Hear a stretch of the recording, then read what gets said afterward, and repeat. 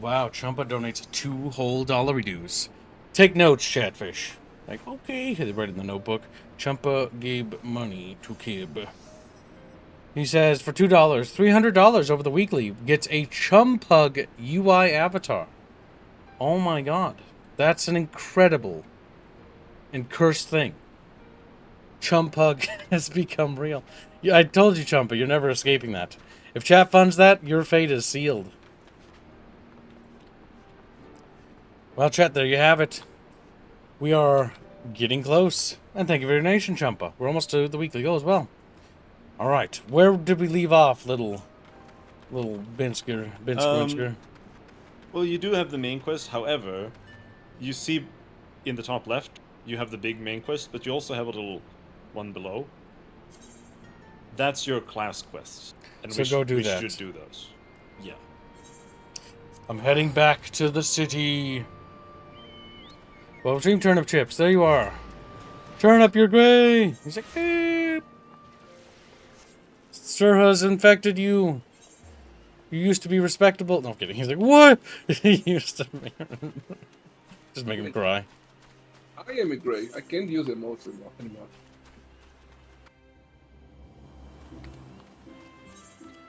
It's time to do my Cleese quest. A book with bite.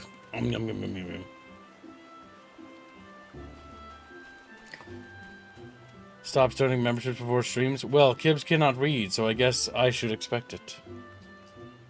Oh yes, Harlot gifted 2 memberships earlier. Bad, Indio. You should have noticed that. I think we should just automatically say that. But the problem is, Harlot, there are some times you don't do that before stream. So I can't just assume. But we saw it was tracked. I didn't track the text though, It was because tracked.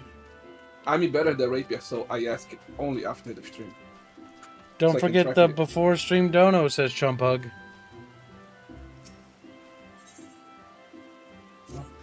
Aerith, I've had the most fascinating news. 'Twould seem that the ruins of ancient Alag have yielded to us a tome containing unknown secrets of the summoner's arts. The tome in question is currently being kept under Rambro's watchful gaze at our dig site in Mordona.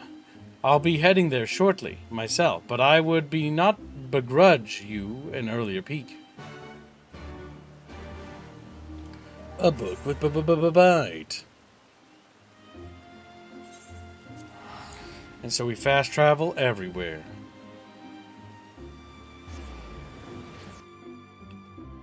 Rifford gives a membership, very generous. Indio received a membership, congratulations. Polly gives $50, says, doing my part for the Final Fantasy 14 streams, Robin's Choice. Sandwich, well that was very generous. Helping that little Swede boy out. Jesus, the littlest Swede boy too. I'll still put my choice towards Tides of Numenera. Tides of Numenera. That's got to be getting close to being funded. That puts Polly as a bucketfish on Tides of Numenera. Yes. Where am I? What am I doing? Oh, yeah, over there. There's all these fucking crystals and shit. Fuck so many goddamn fucking crystals. Oh my fucking god.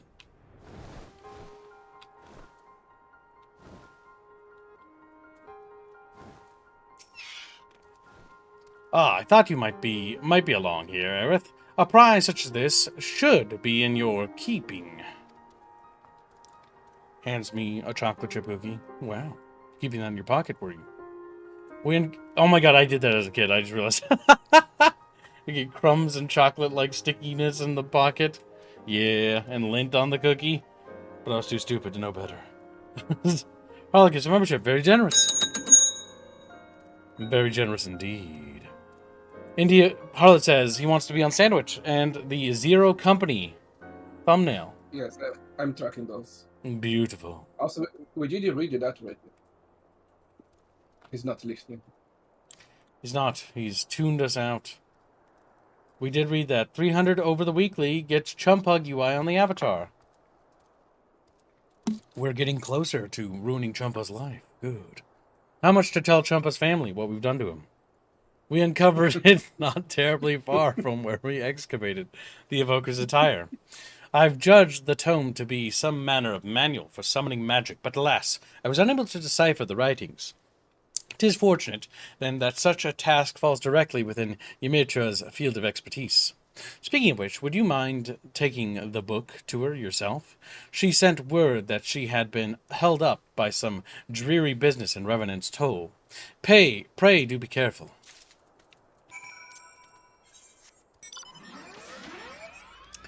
Oh my god, is this like another travel on the other side of the planet map? Oh wait, no, that's the main quest. It is. My goodness gracious. Zenothium. You get some membership, very generous Zenothium. Gibbs choice, that goes straight to Defender. Once Defender's funded Indio, we go to helping up Presset's fund. And if Chatfish want to help up Presset, they may do so as well. He calls for aid. What's a Defender? Defender is a game published by Midway in 2002. It's based on an old arcade game from the 80s.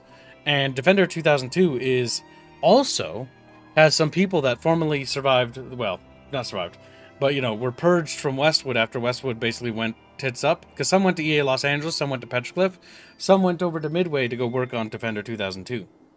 Defender 2002 is basically got a little bit of Command & Conquer DNA in it. Despite being a action game where you fly around a spaceship, you have to pick up colonists, drop them off at little buildings, and they can produce things and stuff like that. It's actually kind of cool. It's basically set in an alternate universe where, because in the original Defender, you're defending Earth against aliens, and they pick up people, and if they pick up people, they eat them, and then they mutate and become faster. And that was the old Defender arcade game. And this one, same sort of similar idea, except instead of defending Earth, Earth was lost, and humanity's been pushed to Pluto, and they had to fight their way back to Earth to take it back from the Mantids, which is the name of the aliens. Okay, the Star Wars XCOM is now funded. Star Wars XCOM is what we're just calling it. Good job, chat. You have limited time to get on the thumbnail, but Star Wars XCOM is done. Good work. My apologies. A trifling and unavoidable... God damn it. Harley gets membership. Very generous. Membership. Very generous. There we go. I'm caught up. My apologies. A trifling but unavoidable matter prevented me from making directly for the dig site. Now, shall we take a closer look at this elegant tome?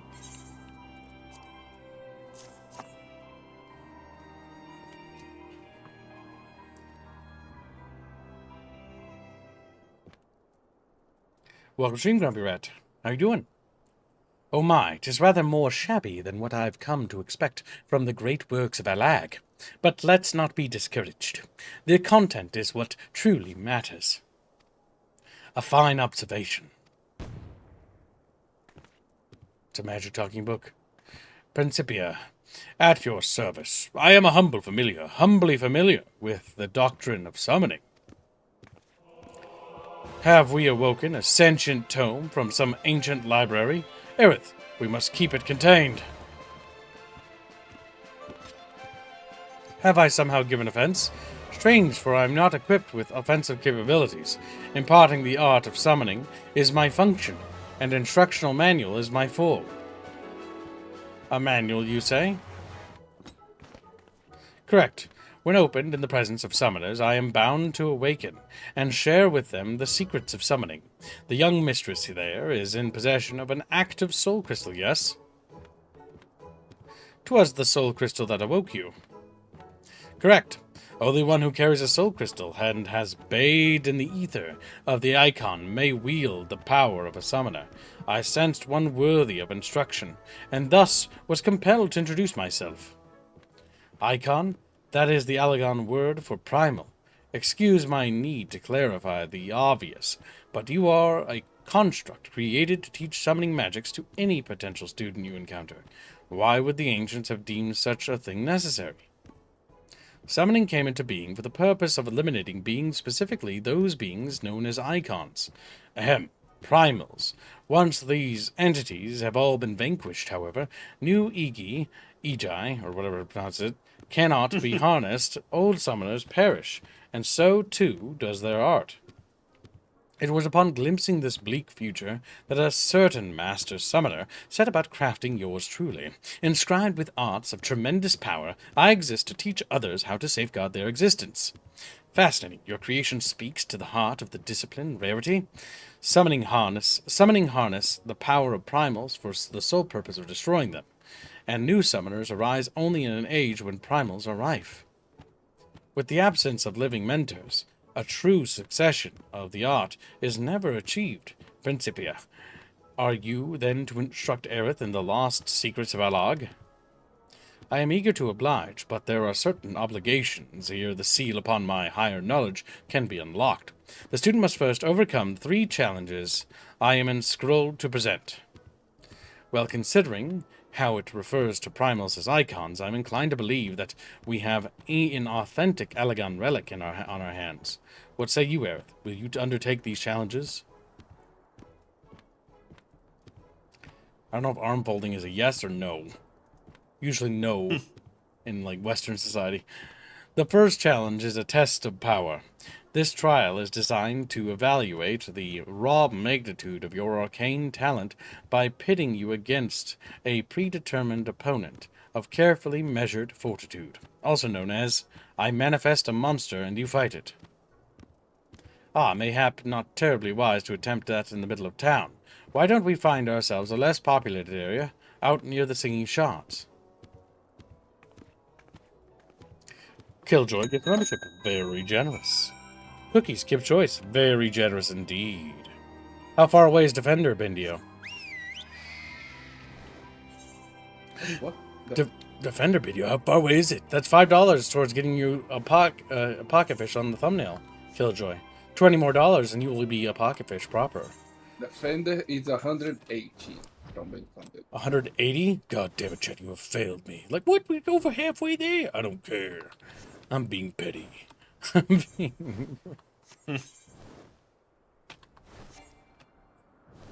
far is Tides of Numenera? It's a race. Probably Very closer. Close. 38 from being funded. $38 dues? God damn.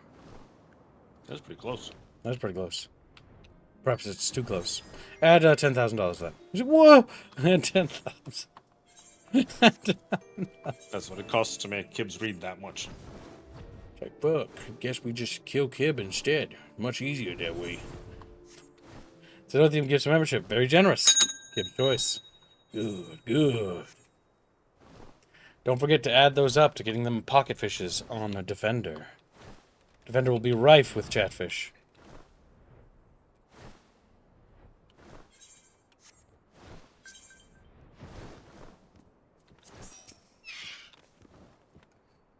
Shall we begin the test of power, Mistress? Mistress, you treat your pupil as a superior principal. Such was the way in which I was written. And if my full name begins to tire your tongue, you are welcome to call me Prin or Pia. Oh, I rather like Prin. Ahem. I mean, let us proceed with the challenge.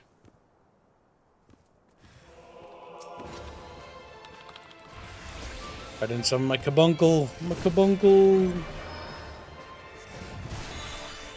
Oh shit, still gonna be text. Demon of the Toad. Doesn't have time to say anything. You just obliterate him. He's just dead. Crushing victory, Aerith. Who could argue the potential of modern summoning after that display? Membership, very generous. You have bested the first challenge, Mistress. There are few summoners in Alag's long history who boasted this degree of native might. Furthermore, that you have achieved such potency through naught but the study of ancient wisdom is simply astonishing. With a little polish to your technique, guiding you to loftier heights of power should be astonishingly simple. I thought Aerith's technique more than sufficiently polished. But you say there is room for improvement? I see we shall have to adjust our yalmstick for perfection, if we are to rival the practitioners of the past. Indeed, if you would know more of the past practices, then you need only ask. Actually, I do have a question for you, if you would indulge me, Aerith. Prin, in which age were you created? You appear to lack the technological advancements that were predominant in constructs in the later days of Alag civilization. Another excellent observation. I was penned by Master Sari, a preeminent summoner of his time. He was, in fact, likely the last summoner of the Allegan Empire's reign. Were I to date myself by your culture's notion of history, my creation would have taken place at a point just before the Empire's collapse. In other words, solidly within the richest era of the etherochemical discovery. One might reasonably wonder why this wonderful science was excluded from my invention, and I assure you there is a reason. In the beginning, the Allegans rose to superiority through their mastery of magecraft. It is told that they, the very first wielders of summoning magic, made do with grimoires fashioned of leather and ink and parchment. There came a tipping point, however, when the mundane sciences began to progress with ever-growing rapidity. These advances were married with the arcane, and etherochemical technology was born. Even as the harnessing of lightning energies gave rise to new recording mediums, techniques were developed that allow complex arcane geometries to be instantly plotted. Traditional grimoires were replaced by devastatingly efficient and elegant weapons. The convenience of these tools, however, did not lend themselves well to the instruction of the initiates. Beyond such considerations, the new medium could not be perused without dedicated machinery, and their manufacture was no simple matter. And so the summoner who breathed life into you decided that tombstones and the like were not the ideal method of passing on his accumulated wisdom? Correct. He chose for me the primitive form of a book and inscribed within my pages a bounty of potent incantations that required no machine to be cast. Thank you, Prin. I thought only to satisfy my academic curiosity, but I found myself swept up in your description of the past. You truly are the creation of an incredible age. And thank you for your patience, Aerith. Shall we return to Gridania? Oh, that gives multiple memberships along with Zeno. Very generous, you chubby little catfish. What? Tubby? Tubby little catfish. Tubby's little catfish. Wait, no. No. That's the wrong quest. I was like, whoa. Yeah, that's the main one. Come on, catfish. You want to live forever? And then they get squished. Squishy fish.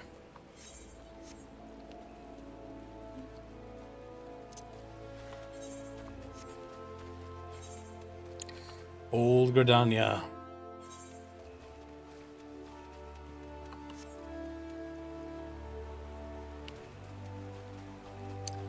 How does it make you feel, Chatfish?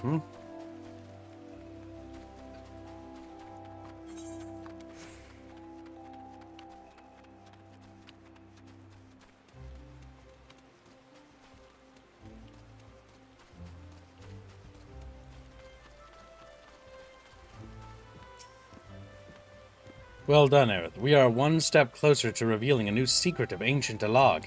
Prin will issue the next challenge after you've had the chance to review your studies and hone your abilities to a new level of perfection. I've decided to keep the familiar here at my side for the moment. Even with as many wonders as Eorzea holds, folk tend to panic at the sight of a fanged tome that jumps around of its own accord. Oh, and pay no mind to Captain Wolf. He obviously wishes to secure my services for some task or another, but we have more important matters to attend to.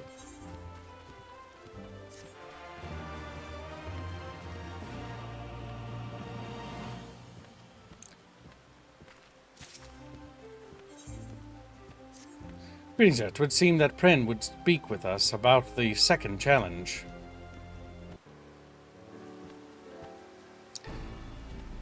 Congratulations, mistress. You have sufficiently prepared to undertake the next test. Excuse me, Prin, but how can you tell?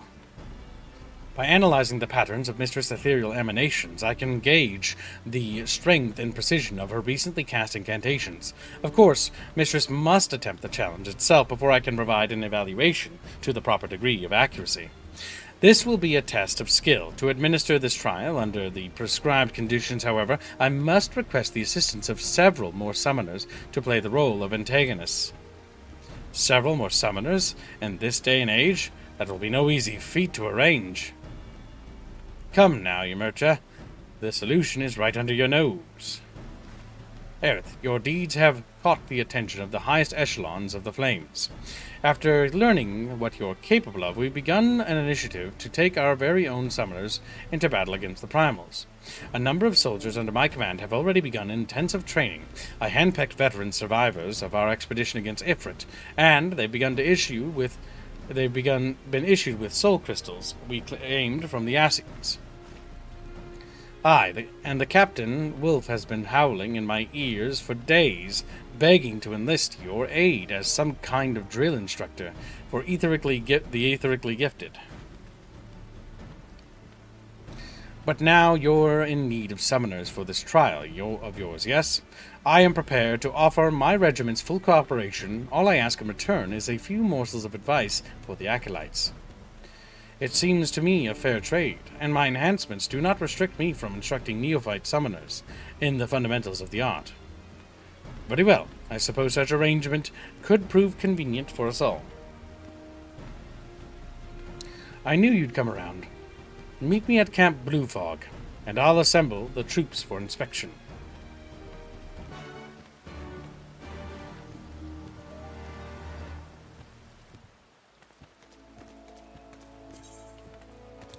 Then we head all the way down south, Chatfishes. My God.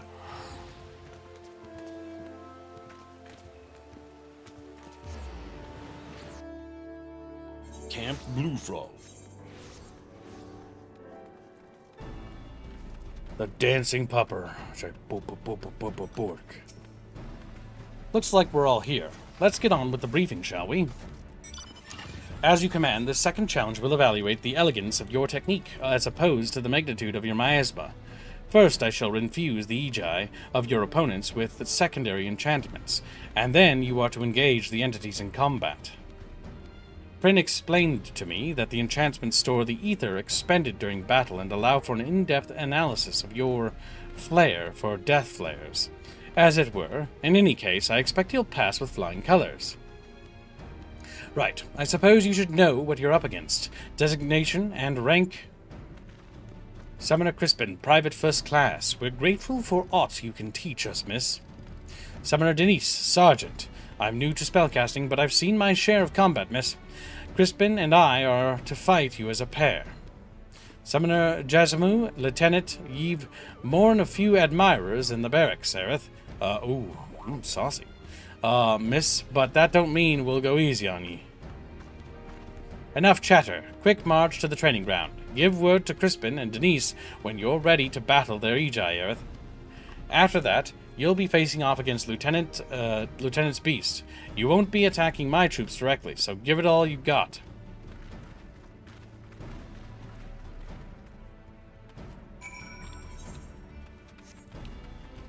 My God.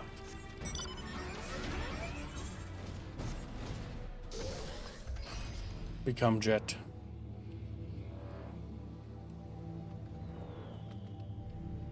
I wonder how many class quests there are in this expansion. Who knows? There's like 4 or something. Prepare yourself, miss. Denise and I will now summon our servants to battle. Aye, a pair of Ifrit Egi for you.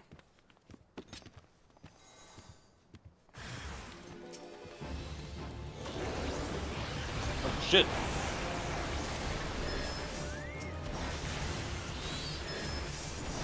And thus they were flamed.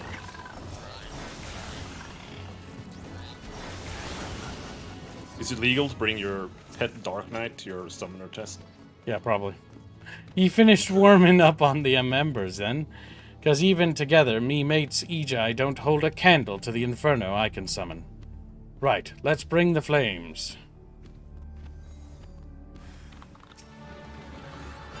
Oh, shit.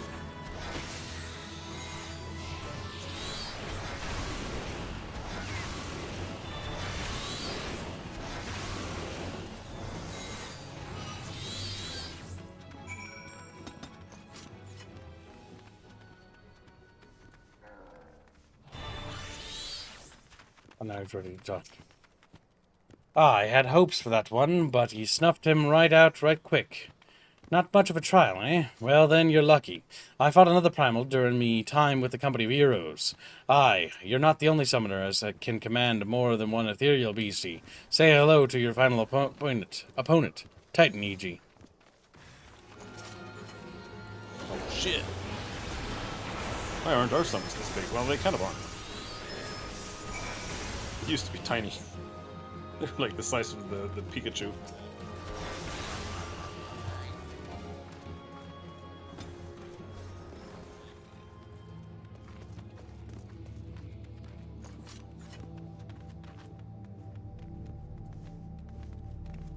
Oh, he's behind me.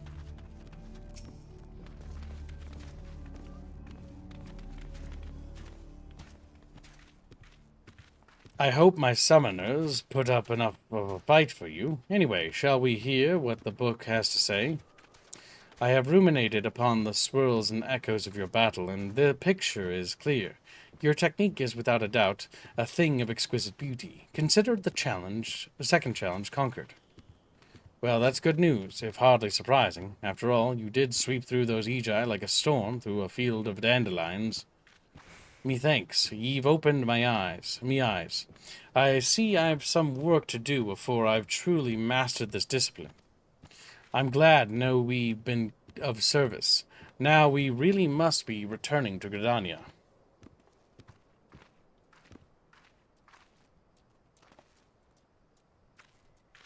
Thank you, miss. This was truly an enriching experience. Aye, pray train us with us again in the future.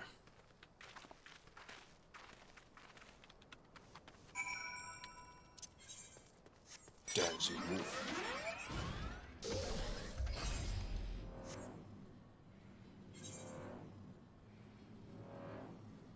Wait. I think we just go back to Gridania, yeah.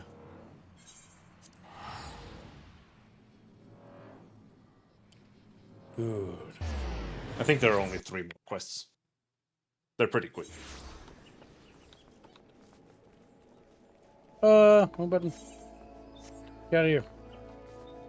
We've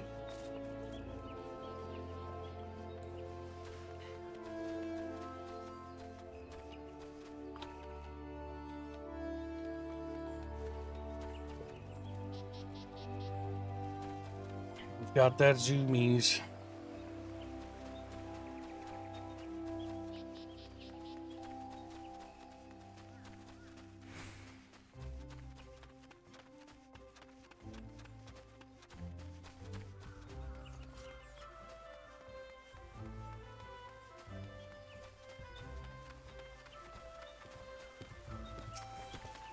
Congratulations, Earth. With your impressive demonstrations of power and skill, you have already conquered 2 of Prin's 3 challenges.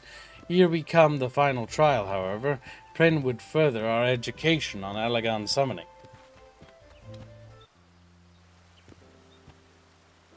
First, I would ask what you know of the rise and fall of summoning in the Allagan Empire.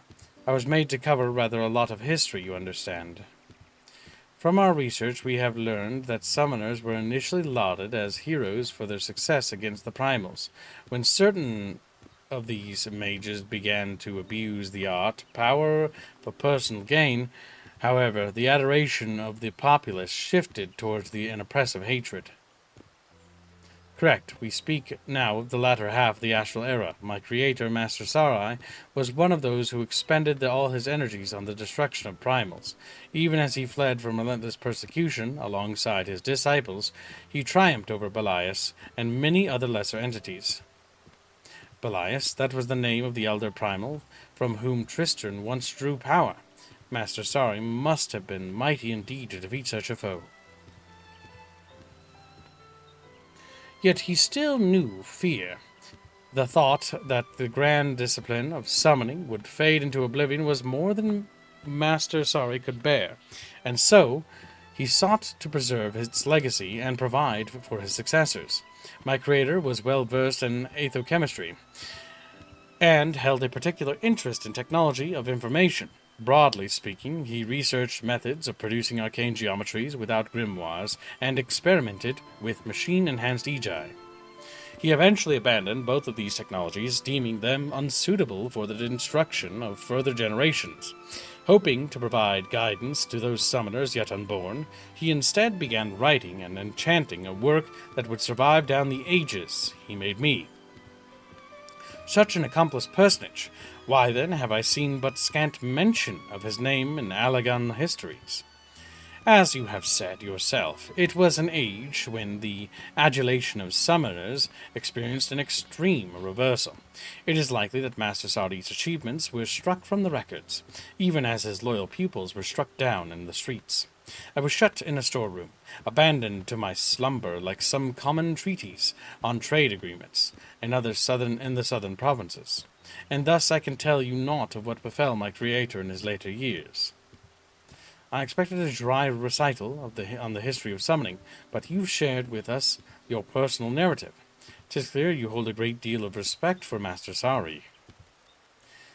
I'm a familiar. I simply relay information as I well and spelled. This lecture is now over. As you wish, Prin. Well, Aerith, 'twould seem class is dismissed for the moment. I suggest you recuperate from this day's trial and look toward preparing yourself for the final challenge.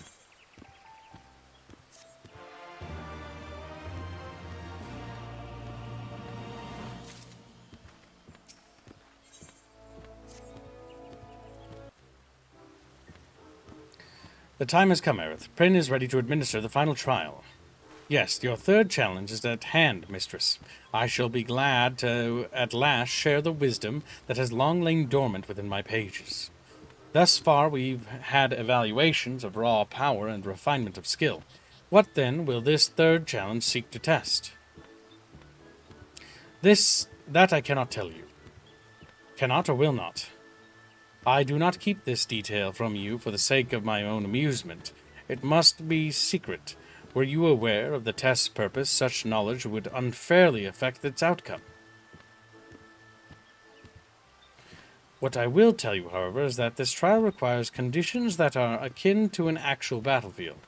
As such, I must ask that you call fellow summoners to your side and arrange a location where you might join hands against a most realistic primal threat. Well, this ought to be welcome news. Yeah, welcome to going everywhere. For Captain Wolf, I shall see if his acolytes are available.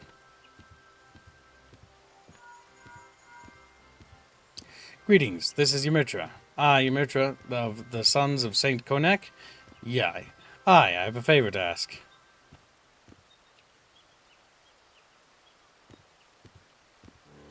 Well, Captain Wolf was more than eager to accept our request. He even offered to arrange exclusive use of a section of the Seal Rock. It seems there will be an airship awaiting in Ulda to fly us to the island. Shall we rendezvous at the landing once you prepared then? This will be the final and most grueling challenge. Pray ready yourself, mistress, that you are not reduced to so much gruel.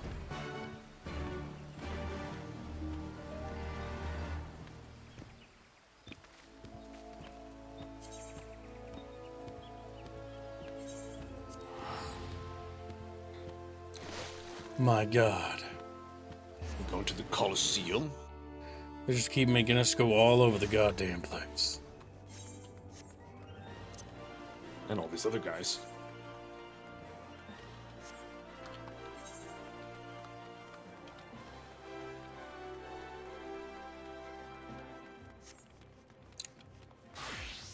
Welcome, stream little Ashleyfish. How you doing?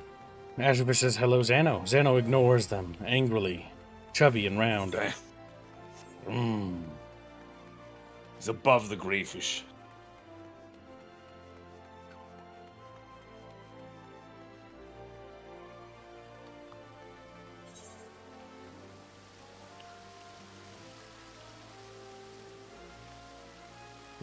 Where is it? Kib thinks it's in the middle. Am I not in the middle? Is it above? I have no idea. Click the quest again.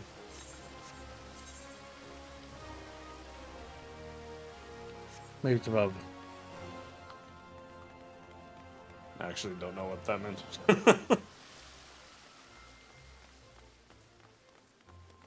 This isn't above, is it? It isn't. Where's the stairs that go up? Maybe they're further in. Maybe, maybe.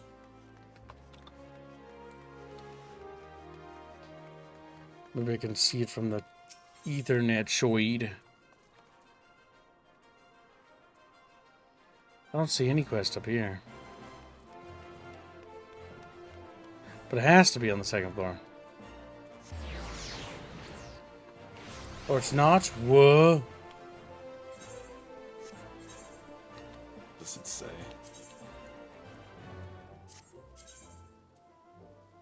An Ejai Essential Crest. Is it further up? Can I go up further? Oh, it's the airship. It's the airship landing. Go back to the crystal. You should probably have an airship landing teleport there. Think. No, you haven't unlocked everything, so you don't have it. In that case, let's see.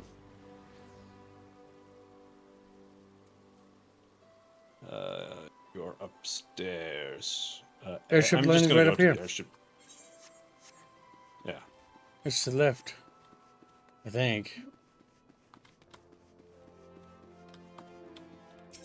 I think you're probably heading in the right way, yeah. There we go. We found it, little fishes. Good work.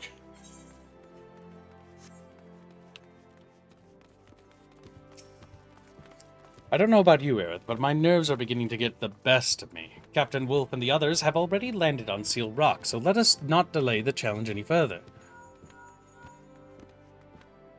Who could that be? Oh, Summoner Jasamu? How might I? Pardon? By whom? We? Lieutenant? Can you hear me? Blast. The call was cut off. Aerith, our immortal colleagues are under attack. The situation sounds dire indeed. All the summoners are crippled by injuries, and Captain Wolf alone fights to keep the foe at bay. Our planned battle has become rather more real than we anticipated. We'd best explain matters to the pilot and arrange a rescue party. Ambush, you say? Understood. I'll put in the call for reinforcements, but my ship is ready to depart. And now, if you are, shall we go on in ahead?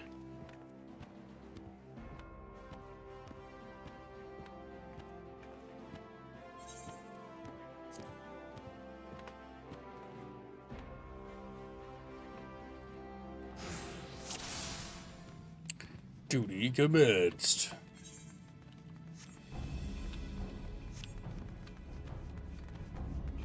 What are those things?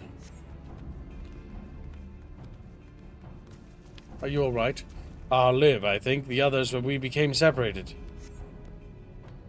His wounds are not too serious. Come, Earth, we mustn't tarry.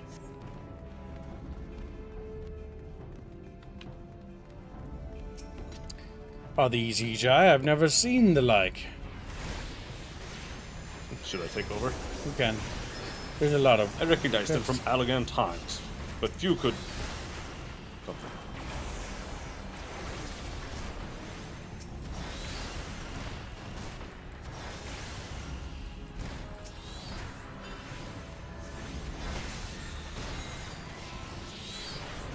Sephiroths? There's Sephiroths!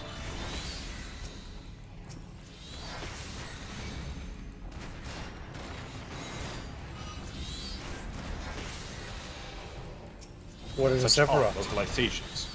I have no records of Ejai's speech. I don't know how to pronounce it either. I have no... Sephiroth, that's the bad guy in Final Fantasy VII. My God.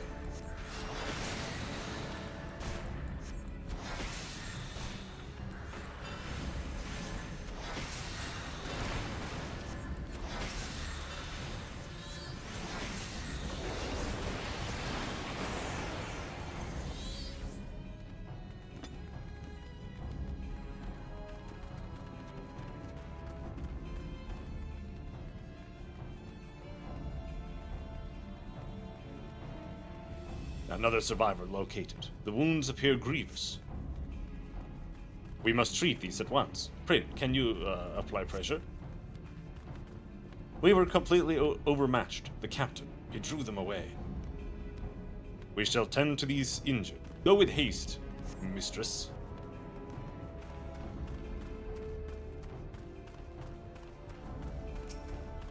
He's a big bad monster. Oh my god.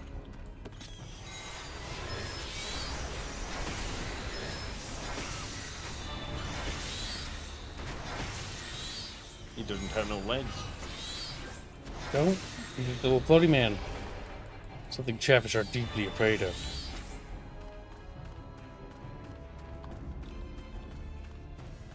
It's ironic considering that they also don't have feet. Don't tell him that. Don't tell them that.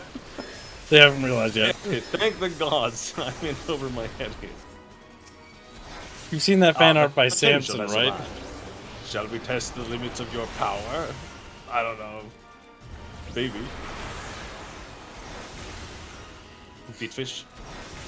Hey, Chatfish, look at your feet. This look down. So this is what Her the feet. art has become. More. Show me more. Familiar with Bahamut's power, are you? You must have another taste. Stand in that thing.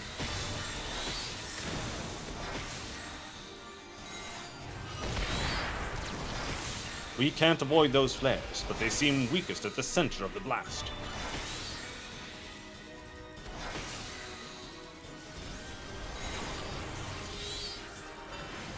Who is this man?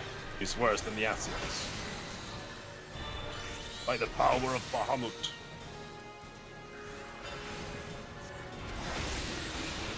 Stand inside that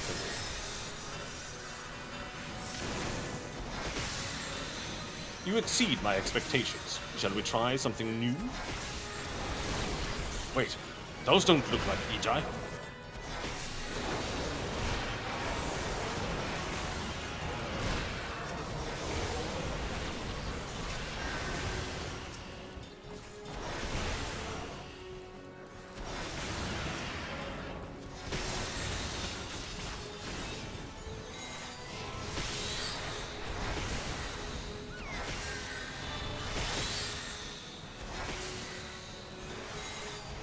I think it's called Off-Center Summoner. Consummate skill, expansive ethereal might. You truly are a fascinating.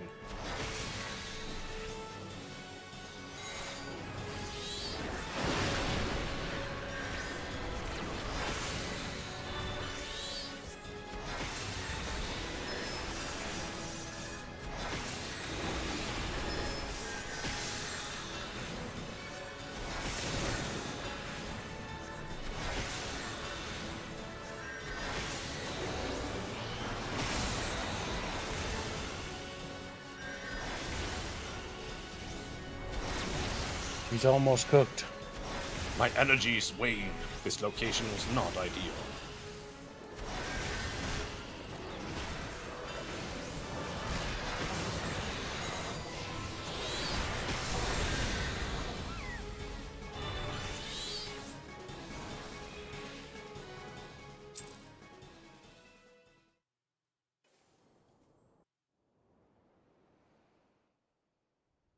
Anomalous potential confirmed. Commencing scan.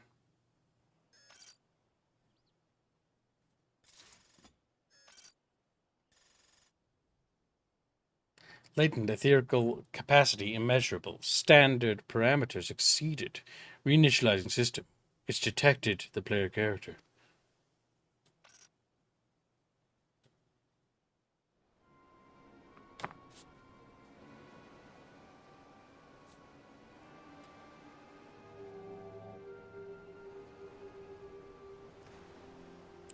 What? He wants to go another round?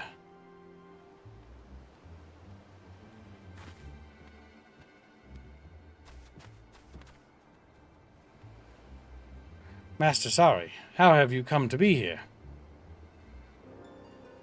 Master, surely you do not mean that sorry. Ah, Principia. They have woken you. This should suffice.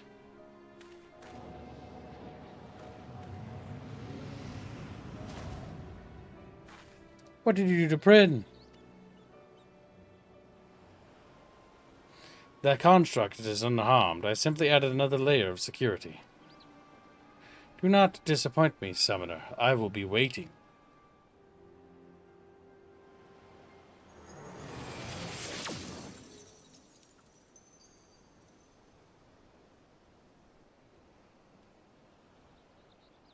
How odd. The way he vanished was almost as if... Thal's teeth. What was that all about? Bah, we'll discuss this back in Ulda after we've seen to the wounded.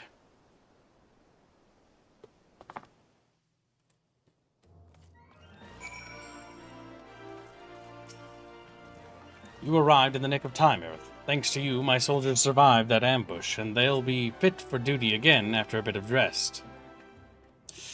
Aye, you have our gratitude. If you hadn't plunged into the fray like that, we almost certainly would have perished. He said that bastard was Master Sari, didn't he? A summoner of ancient Alag? Did them mages have some way o' coming back to life? Alright, Lieutenant, let's not jump to conclusions. Well, he was wielding a summoning magics unlike aught we've seen ever before. Maybe Prin has some idea. I'll be sure to ask. Come here, let us return to Gridania. And so we go back and forth.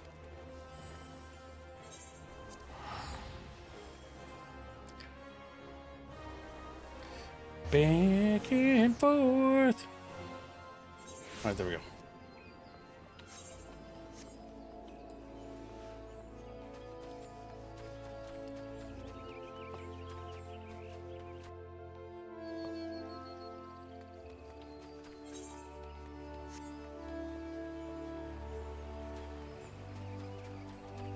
Boulder just chilling. He's just vibing in the bucket. He's bouldering, rolling around.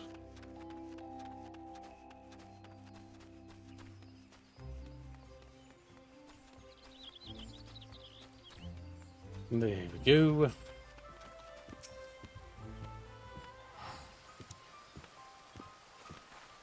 Well, what was meant to be Aerith's final trial was certainly testing, to say the least. Tell me, Prin, what makes you so sure that that was Master Sari? Based upon the evidence at hand, there can be no doubt. The vocal and etherical signatures were identical to those exhibited by my creator. The only aspect that gives me pause is his behavior. Master Sari was never one to offer harm to others with such callous indifference. I would say there is a larger inconsistency to consider here, Prin. Your creator supposedly died several thousand years ago. There is one possibility. The greatest minds of Alag unlocked a science known as cloning, by which they could artificially recreate a replicant of a living being. Seal Rock is, after all, a construction of the Alagan Empire. Assuming the individual you battled was indeed a clone of Master Sari, then my senses would recognize no appreciable difference. An exact copy of the original person. 'Twould explain much, but the very thought of it is horrifying. Oh, and did you not tamper with your enchantments? Are you truly unharmed? My faculties are undimmed, but the wisdom I was to impart to Mistress has been sealed behind the arcane lock. I can do nothing, only my creator holds the key. Then your secrets are lost to us. If only Aerith had been able to attempt that third challenge. Attempt? Mistress has already passed it. Allow me to explain. The third challenge is a test of the summoner's nature. Thus does the trial require the presence of a companion and a realistic threat. Master Sari's ambush did, of course, bring an unexpected dimension to proceedings.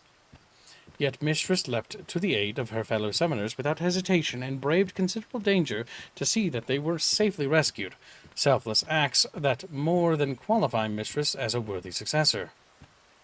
I had wondered why power and skill were not sufficient. Sari wished to see his teachings passed on to summoners of noble heart. Correct. He could not countenance the threat that such knowledge might be put to evil ends.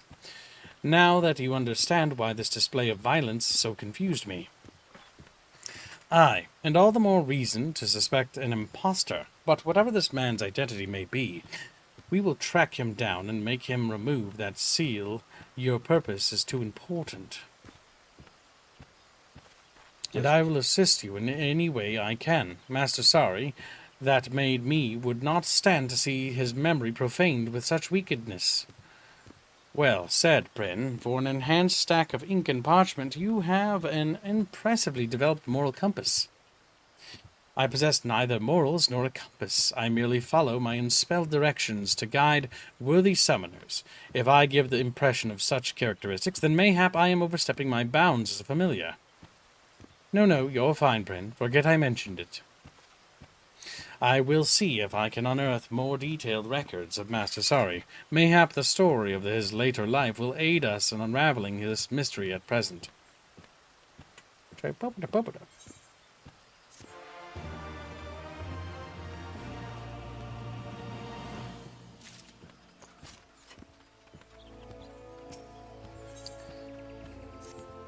I searched through the usual histories, but found scant mention of Sari. 'Tis as Prin has said, records of his existence have all but been expunged. And since my knowledge is limited and the day I was stored away, we must rely on those lost Allegan records that escaped the purge. My colleague, Rambrose, may be able to help us. Hardly a day goes past when his team does not lift some forgotten treasure from the ruins in Mordahona. Shall we pay him a visit? Back in. If they didn't have the teleports, this would be absolutely hell, by the way. Yeah. Yes. But thankfully they do.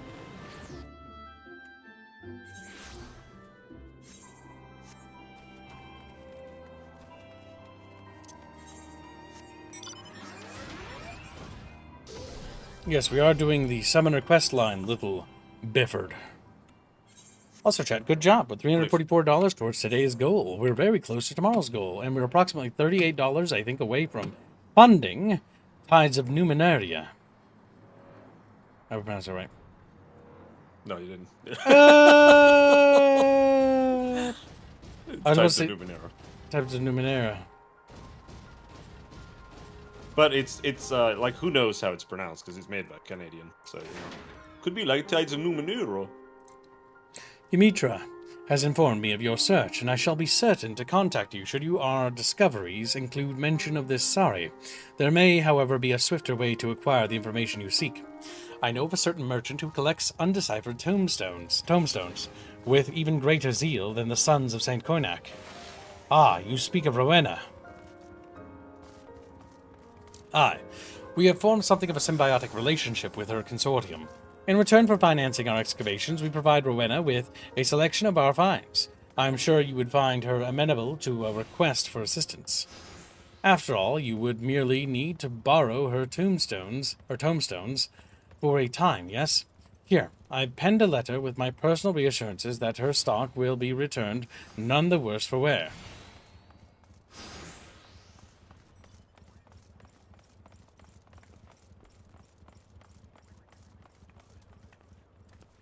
The quest is kind of slow. It's just like the awkward silence as we're just looking at each other. Oh. Tombstones are basically smartphones, so they're excavating and trading in hundreds and thousands. It's like smartphones. Ah, your Samsung Galaxy. Very Weapons and nice. gear. There's 400 Samsungs. Give me a magical sword.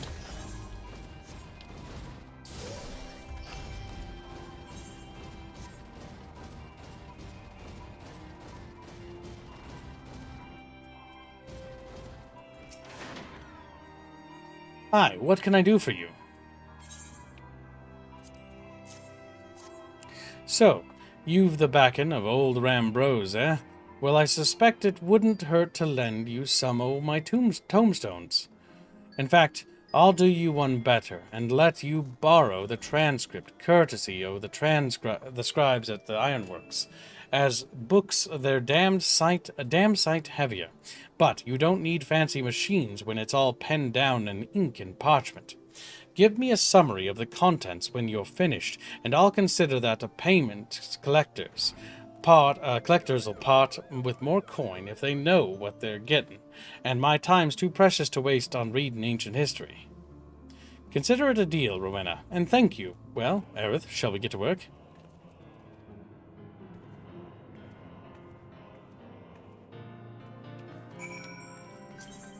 Champ bitches, champ bitches.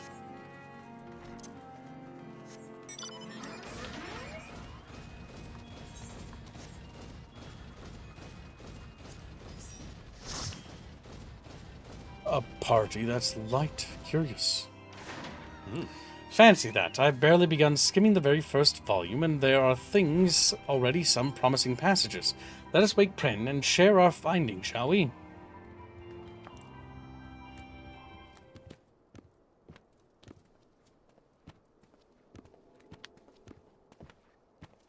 Ah, Rambros, have you come to check on our progress?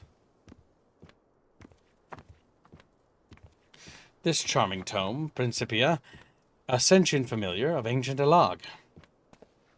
A pleasure to meet you, Master Rambros. Pray call me Prin, if you prefer. Thank you, Prin. And might I say, what a privilege it is to meet such a rare and clever construct. Clever? Well, yes. Apparently Prin was written that way. In fact, we were just hoping to hear an opinion on a new snippet of information I've uncovered. 'Twas an order listed in a record of Imperial military communications commanding that the fruits of the Master Summoner's research be seized. It appears that the army had more than a passing interest in Sari's experiments. And what exactly was the purpose of this research? Master Sari toiled to wed summoning magics with etherochemical technology. For example, he experimented with replacing grimoires with mechanical mediums and sought to manifest Ejai of greater authenticity by utilizing high-speed computations. Simply put, he turned them to machines to enhance traditional summoning methods. Is that the gist of it? Correct, but Master Sari was never one to abuse the success of his experiments, no matter how they magnified his power. He would not place his trust in machines. Their inherently complex nature was too prone to error, he said.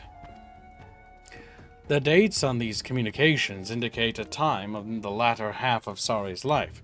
Is it possible something could have occurred between crafting you and the execution of the order that may have greatly altered the summoner's outlook? There was, of course, the violent wave of anti-summoner sentiment that swept through Erlag. It claimed the lives of many Master Sari's disciples. Following their deaths, he began spending much of his time cloistered within his laboratory. Such an incident could certainly be responsible for changing a man. And Principia, were you aware of the subsequent events once you fell into slumber, yes? From what we've learned so far, it is safe to say that the foe we encountered is related to Sari's research in some way. And there are likely more clues buried in these records. I shall speak with Captain Wolf and ask to borrow the sharp minds of his summoners squad. 'Tis a rather intimidating pile to tackle on our own. Well, seeing you have the transcripts, there is no need to travel far. You are welcome to make use of my tent and the reference materials on Aleg found therein. That would be an enormous help. Thank you. Let's haul these books to the dig site, shall we? And so they did. They hauled the books to the dig site.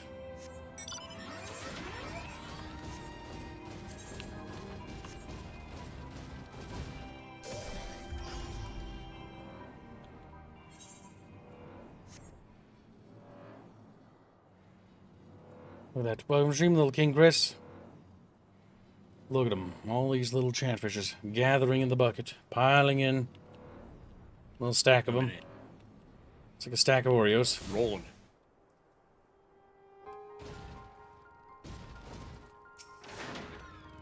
Our summoner's colleagues arrived with the swiftness after I relayed to them our request. 'Tis well to see them recovered from their injuries.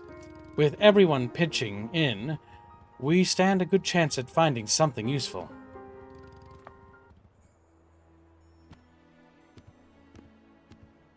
Ah, here's the bugger I was looking for.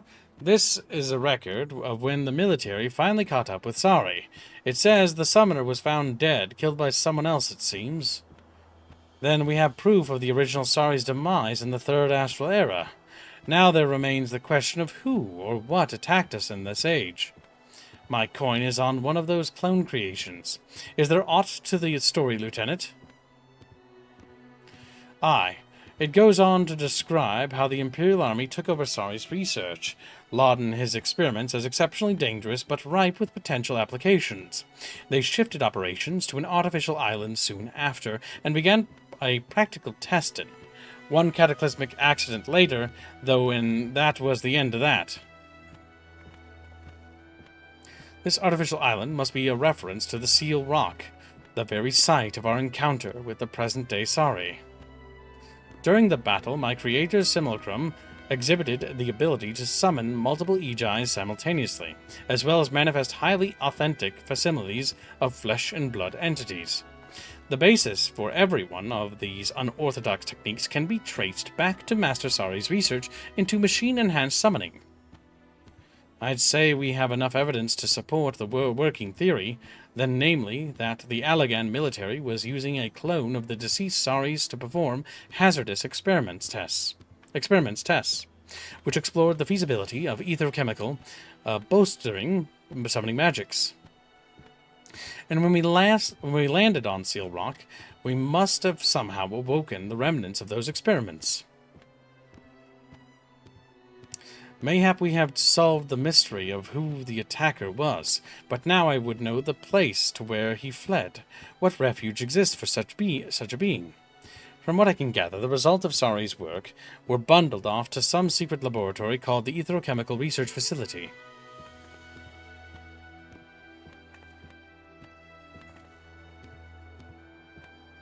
You know of this place, miss? Is it far? Azila, if that's where they were keeping Sari's research, then it's possible the clone may have headed there. Our squad will fly back to Seal Rock and make further investigations. The relics of the past may hold some hint we haven't yet considered. An excellent idea. Thank you. We shall return to Gridania for the time being.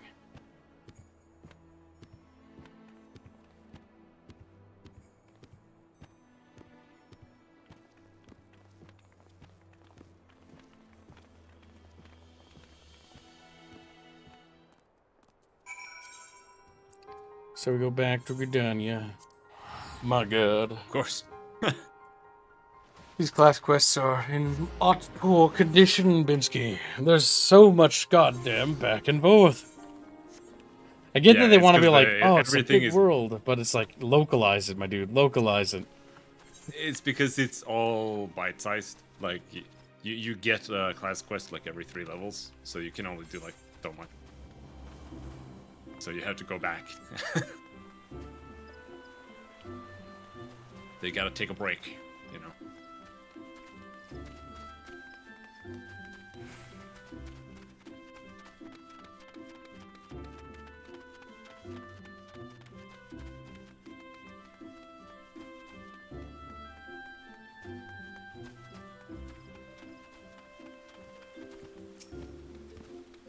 I've received an update from Captain Wolf regarding their investigations on Seal Rock. It would seem that certain of the Allagan relics have shown signs of recent activation. The mechanisms were too heavily damaged to offer more in the way of useful information. However, I fear we must brave the Aziz Law facility and search for Sari ourselves. Is that what he was hoping for when he said, "I will be waiting"? It is possible I did not think the detail important at the time, but the lock engaged by Master Sari's simulacrum was not of the strictest tier. Rather, the seal is one of which fades upon the sealer's demise. Then he was goading us into finding and defeating him. Another challenge, or was it simply a trap? You could have literally said that ages ago, and that would have cut out, like, that whole fucking one quest. I am not fond of rushing into the unknown. Gird yourself for the worst, Aerith, and I will learn the present circumstance of the research facility. He wouldn't have said anything had we not even said that specific line. That's absolutely horrible when you think about it. I've learned all there is to be learned about the research facility. The time has come to make our move. From what my sister and her colleagues have told me about the laboratories, they are housed in extremely dangerous quadrant of Az's Law. Will not want to wander around inviting trouble, but rather plot the swiftest, safest route to our destination. There should be a terminal somewhere that will allow us to pinpoint the section where Sari's research is being stored. Once we arrive on Az's Law, finding such a terminal will be our highest priority. I've informed Captain Wolf of our forthcoming expedition. He insisted that he and his summoners squad provide us with support. Let's make ready and meet them at the Helix.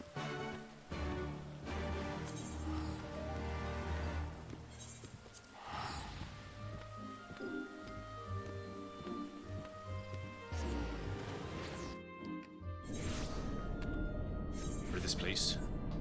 Yeah. This is where we fought Alphino's daddy and whatever. Or something like that. His daddy. We beat his daddy up.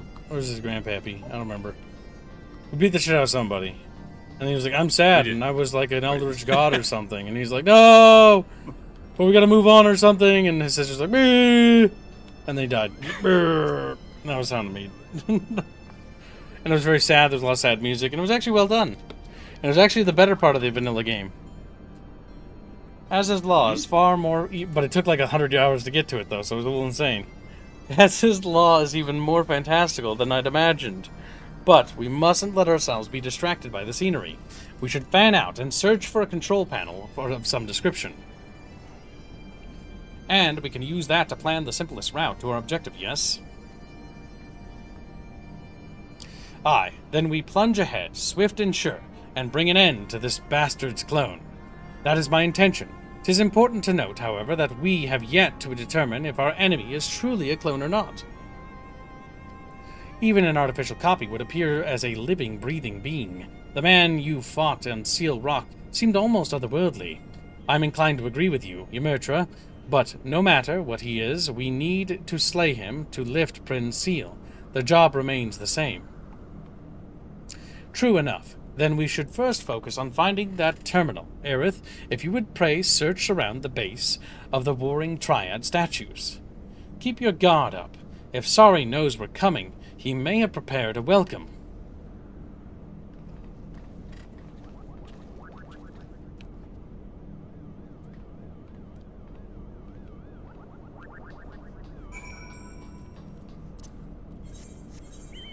Just found out that Shoal was drawing Celeste. Yeah, she was. She did a cool turnaround thing. She should be working more. I'm glad she's practicing Celeste, so she can be worked to death, preferably. She's like, Looks pretty nice. Yeah, it is very nice. Unfortunately, she's still alive, which means she doesn't work to death yet. She's like, whoa. Oh my god. We have to go up all the way to that airship? Oh my god. Yeah.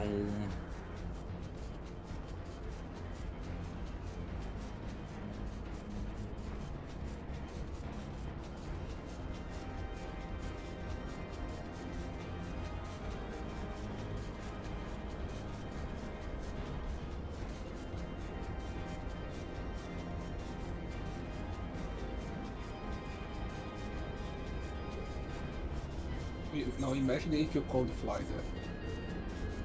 Just look at it and sit in the ground. And be like, eh. You know that artwork you draw of Celeste screaming? As like a weird chibi thing? That'd be me. From the view of the ship. From the view. Oh, it's above. Not in here. I don't know why I was like, inside the building. Ship thing. Ship thing.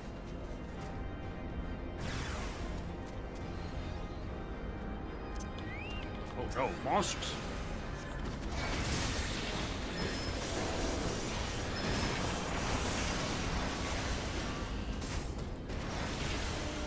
He's dead.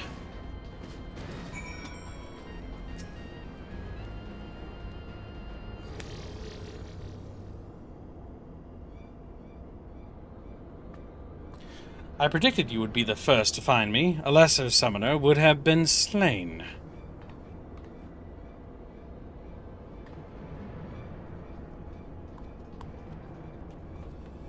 Aerith! Sari's clone, it's here! Clone? Ah, you seek to explain my existence. An understandable theory, but I am far more than one of those clumsy creations.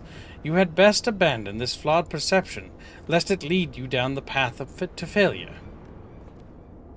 I shall await you inside potential.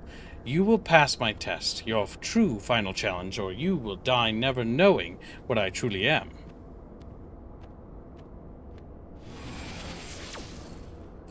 Thal's teeth, he's gone again!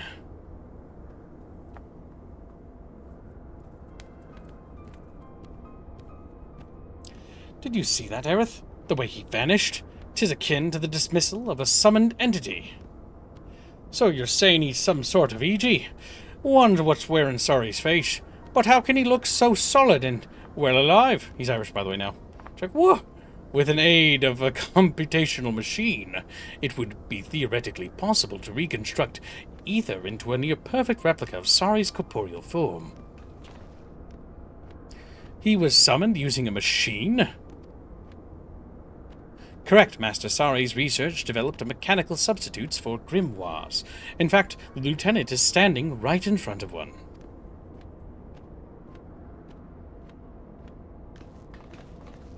This thing? It looks a bit like them Tomalis on Seal Rock, only they was much bigger. Gods can be bugger pop up anywhere. There's one of these devices. I'm a little guy. Whoa! I think we can now safely assume that this Sorry is the product of enhanced summoning magic. But our answer leaves us with yet another question. If Sorry is the Ejai, then who is the summoner? Even if the grimoire is replaced by a machine, there must still exist the one who commands it. He became a primal. Whoa! They just reused that plot. We've got to find the master then. If we don't squash the summoner, the bastard'll just bring that Sorry EG back again and again and again. Whoever the bastard may be, he or she must be concealed somewhere nearby. An entity will always be summoned within a certain distance of the summoner. Even machine-enhanced techniques cannot circumvent this basic principle. That our antagonist chose not to make an appearance on Seal Rock suggests a reluctance to expose oneself to direct harm. In this location, however, with so many computational devices near to hand, I expect the foe's art will be significantly boosted. So the Ejai will be even stronger than last time. All the more reason to take down this summoner quickly before it were swamped by ethereal horrors. Well, I brought a little device that should help, an etherometer I borrowed from my sister Shtola. If I can detect the right currents, it should lead us straight to our hidden enemy. Excellent, Dimitra. That may make all the difference. Right. Let's be about this, then. Summoner Squad, take the van and clear the way forward.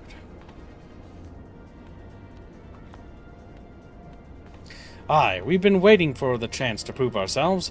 You just focus on finding the summoner, and we'll sweep aside the dregs. Trumpeter, Zalak. Good luck work, Trumpy.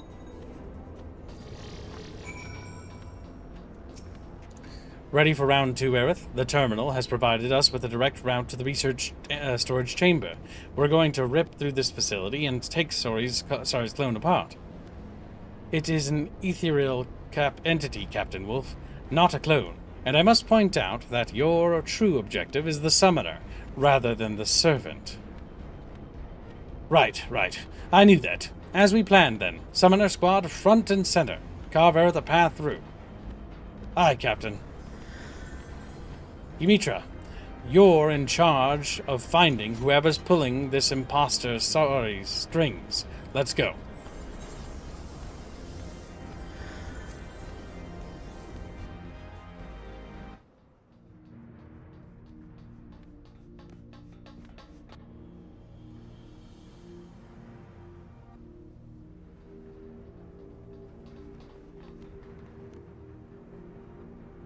Wonderful. You've done well to make it this far. The summoner has to be around here somewhere. Dimitra, use your gadget. I'll buy you some time. We came here to remove the seal you put on Principia. Do as we ask, and this can all end peacefully. I'm sorry, Captain. I'm afraid I can't do that. To do so would run contrary to the purpose for which I was created. Surely by now you have come to realize my true nature. You are an Ejai in the form of my creator, an existence made possible through fusion of summoning magic and etherochemical technology. But while Master Sari was the last of the great summoners of Alag, you are not more than an elaborate imitation, and you are no match for the summoner who now stands before you. These are lines that should be delivered by our character, if our character actually spoke. Because having the book deliver it makes even less sense, in my opinion, because, like, isn't the book's purpose to teach us, and, like, yeah, the book is, like, doing the learning? It's just weird. You need a sassy sidekick. Very good, but your conjecture has missed the mark. What I am is a defense mechanism that is capable of self-enhancement in order to combat ever greater threats. Shall I phrase this in simple terms for your stupid little mind? In the event that I encounter a presence with greater potential than Sari, I am compelled to harness that potential through main force and compose its ether into a grand new guardian.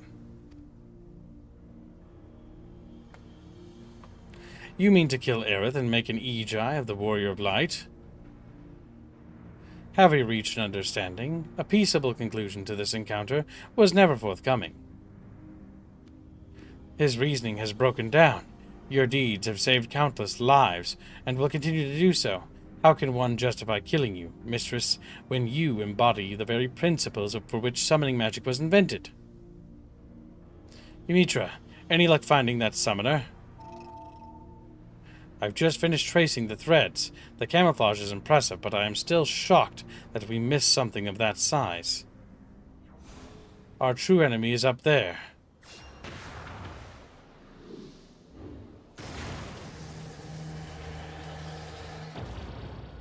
It's a fucking orb. Check, boom! How observant of you. Orbs. You've uncovered Master Summoner Sari's greatest masterpiece, an artificially sentient evocation matrix.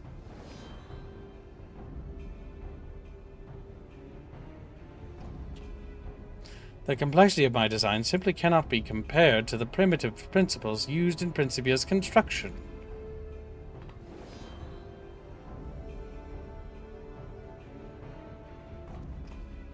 Your defeat is inevitable.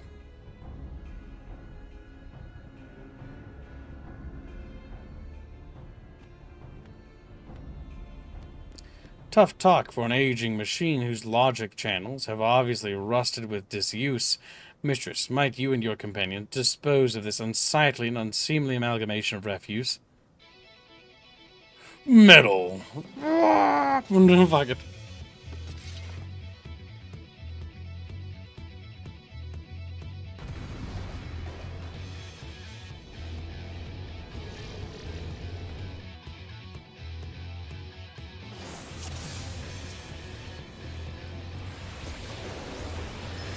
Three at once. Stay focused. We can afford no missteps. There'll be no false steps from us. Isn't that right, Aerith? No. Here, yes.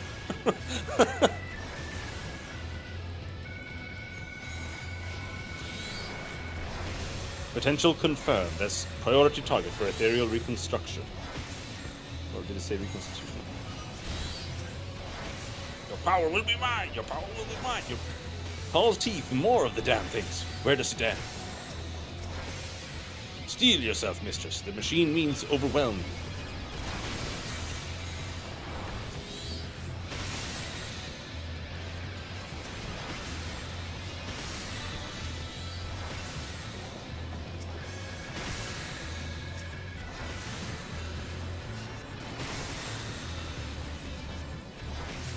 They're just dying, chat. They're getting cooked. Your combined strength is unexpected.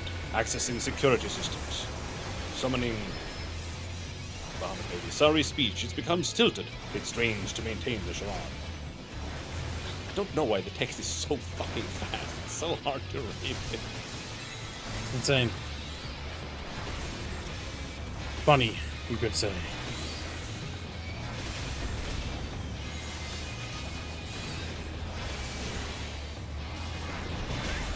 Ooh, that made sense. It's a big minotaur.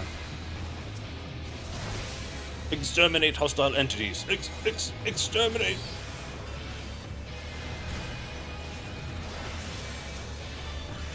You cannot kill me. The system has recognized you as a legitimate threat. Its primary directive is overridden.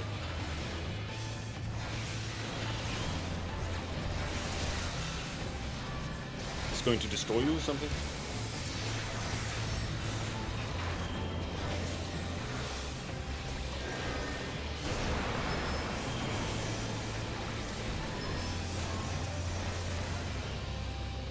Buzz, buzz, beep! Exterminate! The machine is out of control. One last push, Mistress, and victory will be yours. Where's Mistress? How does that feel? You know, the little guy. What in the seventh hell? We can't fight all of them. Buzz, exterminate. Ignore the Sari Iji. Destroy the machine. Buzz, exterminate. Reinitiating assessment. Analysis failed. Retry. Analysis failed. Unexpected something. Buzz, exterminate. Buzz, exterminate.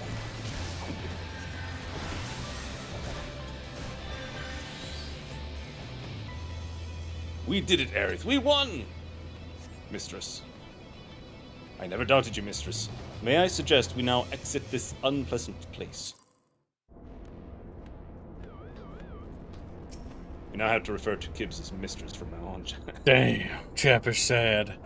A stunning victory, Aerith. We won the day, but Captain Wolf wished to stay behind and conduct a thorough search.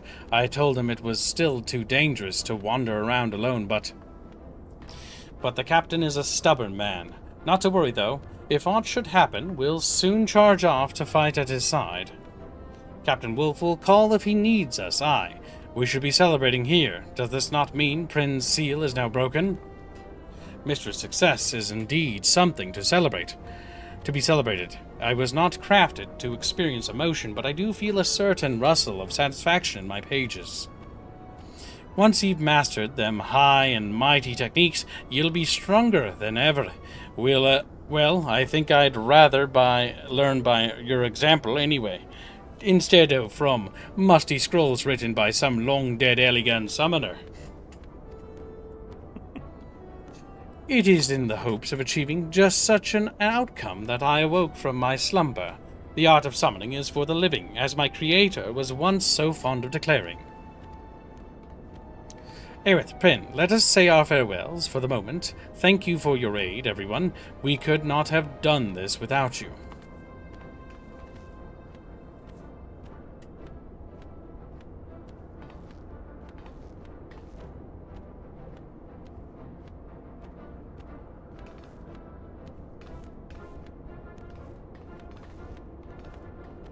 My God.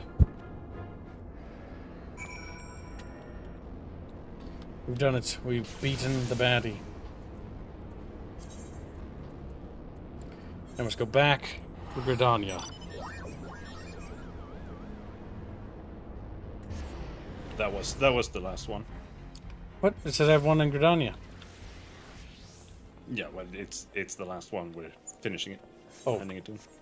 That is the last one. I see. Yes. Yes.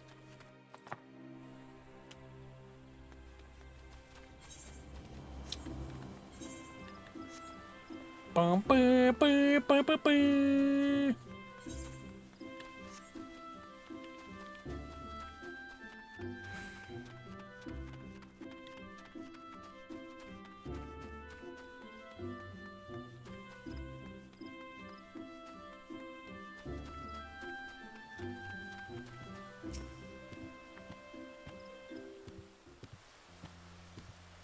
Welcome back, Aerith. You were only meant to face 3 challenges, and we ended up chasing your prize into the heavens themselves.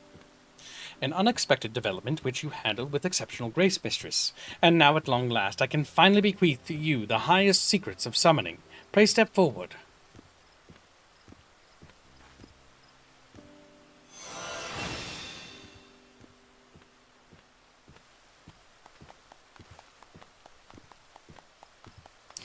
What a momentous occasion! The wisdom of the last of Alag's masters, summoners, is yours.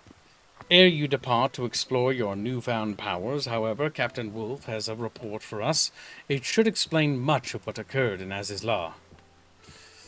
Aye, well, I wanted to be sure that machine was truly undone, and after poking around inside it, I discovered a number of soul crystals. According to Principia, they belonged to Sari's disciples. The captain also unearthed a tombstone containing undoctored records of that age. It would seem that following the murder of his students, Sari became increasingly bitter. He began to doubt that the future could be safely entrusted to the capricious whims of mortals. Instead, he explored other methods by which new generations might be safeguarded from the threat of primals, and committed himself to the etherochemical research. As you may have surmised, the evocation matrix was the end of results of Master Sari's toil, drawing on its embedded soul crystals and unrivaled computational power. This terrible invention was capable of manifesting a veritable host of etherical avatars. Once he was satisfied with his work, Sari commanded the machines to act as civilization's mightiest guardians, and then he killed himself. His ethereal essence was absorbed, and as formidable Agi was added to his inventions of arsenal. So, now you know the truth of it. What a price to pay to ensure that the art of summoning survives into the morrow. After failing to protect his disciples, I wonder if he meant to preserve their soul crystals in their stead. Even if that were his intention, he chose the wrong way to achieve it. Prin, here is the embodiment of the hopeful ideals of Sari's younger self. The murderous machine of his latter years is the product of frustration and anger and grief.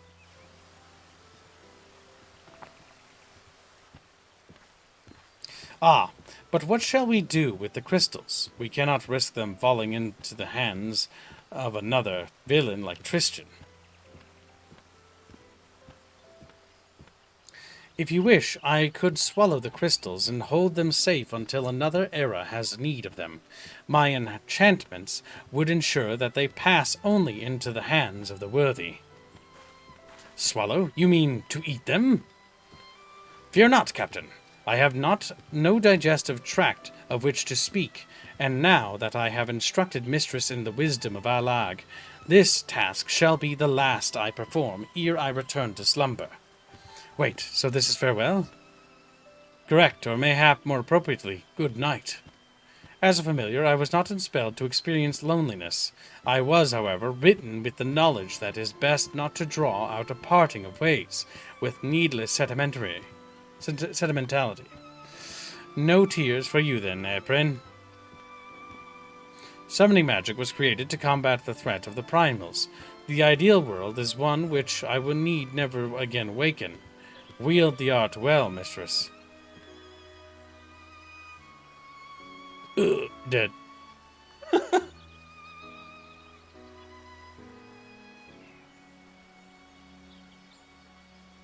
Now we need to read him as a normal book. Off to dreamland just like that, I suppose. Prin's purpose is served. And that's the same as happiness to a familiar. Speaking of serving one's purpose, I think it's time I took my leave. Aye, the tasks of the morrow beckon to us all. Let us do what we may, so that Prin might rest peacefully for many years to come.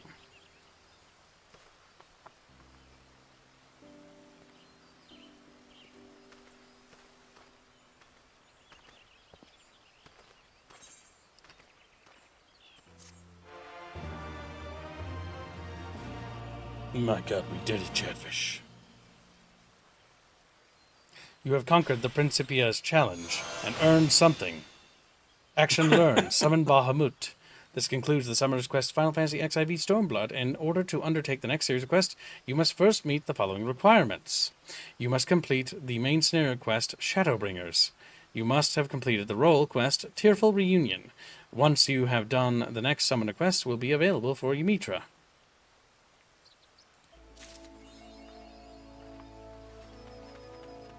Yes, so now you have Summon Bahamut, and I think it's basically just what you were doing before. You used the Dreadworm trance. And now it's just when you've used all three, now like you summon Bahamut after that, I think. And it just kind of continues. But yeah.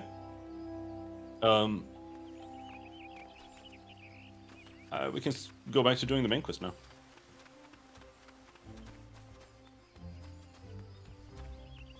Brand's gauge expanded. Oh.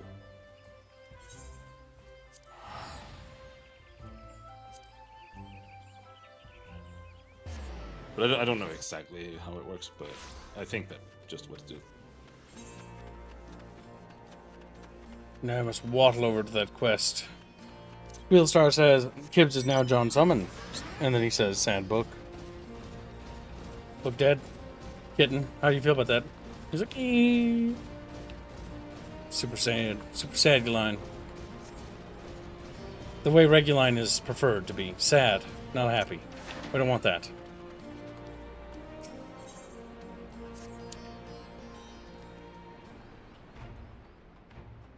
Come to see how we're getting on?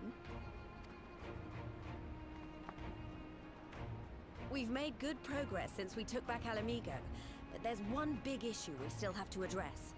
Leadership. The Domans had Lord Hien ready and willing to take the throne, but we've got no one like that here. Theodoric was our last ruler, and he wasn't called the Mad King for nothing. Suffice it to say, our people have had their fill of kings, which means we need to find a new way forward. If only it were that easy. Everyone and his uncle has an opinion. For the time being, we're just going to have to keep leaning on General Aldin and the Alliance for support, and see if we can't find a solution together. Something tells me we're going to be hosting a lot of meetings in the near future. But if that's what it takes, I'm ready to talk till my jaw aches. The Reach is yours, Nago. Don't do anything I wouldn't. Aye, aye, Commander.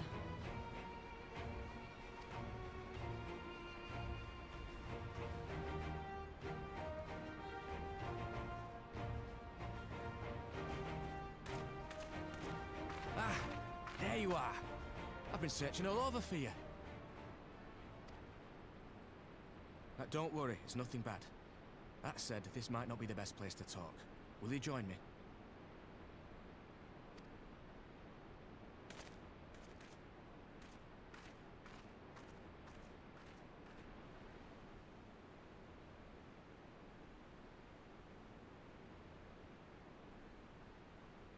I'll get to the point.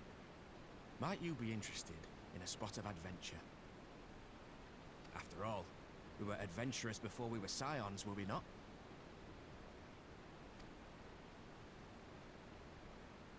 After routing the Imperials and liberating Alamigo, I reckon we've earned a bit of respite, don't you?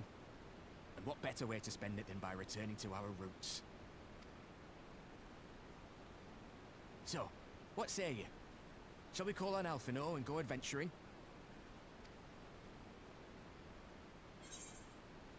Twist my arm, why don't you?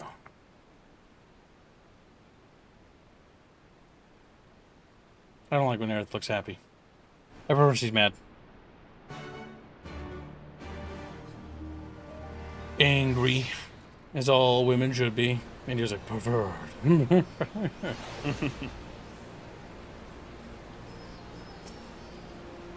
Right then, let's go and find Master Levelure. Actually, leave that to me. I want to you fresh for our little adventure. Wait for us by the Aetheryte, and we'll be along shortly. See you there.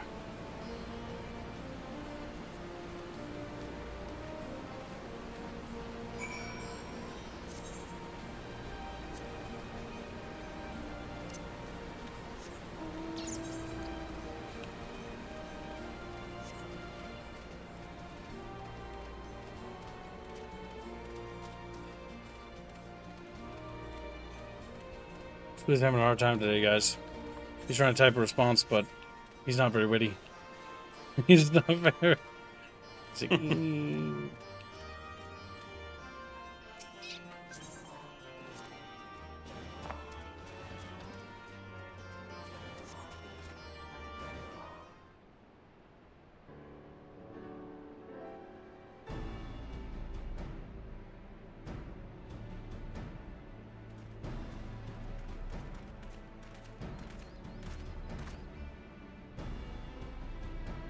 Greetings, Earth. 'Twould seem we are to accompany Arnvald on some manner of escapade.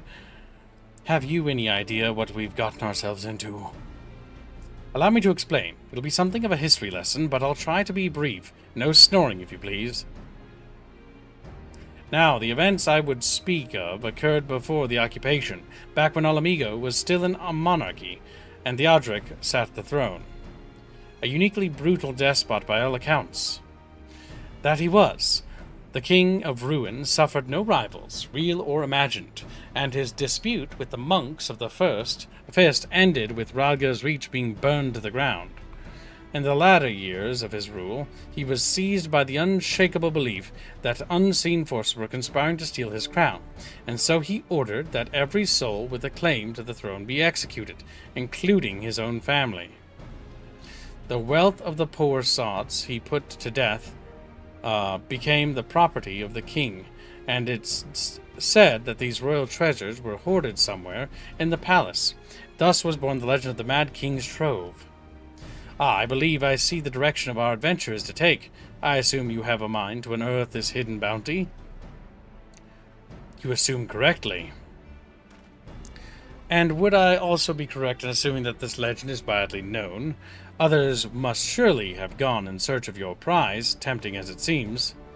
Well, of course, we won't be the first to make the attempt. Following Alamigo's liberation, more than a few eager soldiers turned the palace upside down in hopes of claiming an easy fortune. But, even after scouring every room from dawn till dusk, they uncovered not a single coin. Their gold lust drained away as quickly as it had come, and the legend of the Mad King's Trove remains simply that, a legend.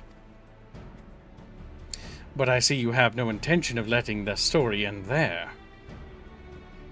What self-respecting adventurer would? Imagine the three of us delving into a decades-old mystery.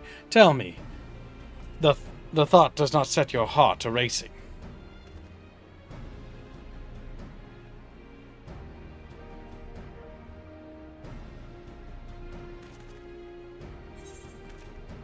And so we become autistic. It's like, no! You've learned the box emote. Wow, amazing. Amazing.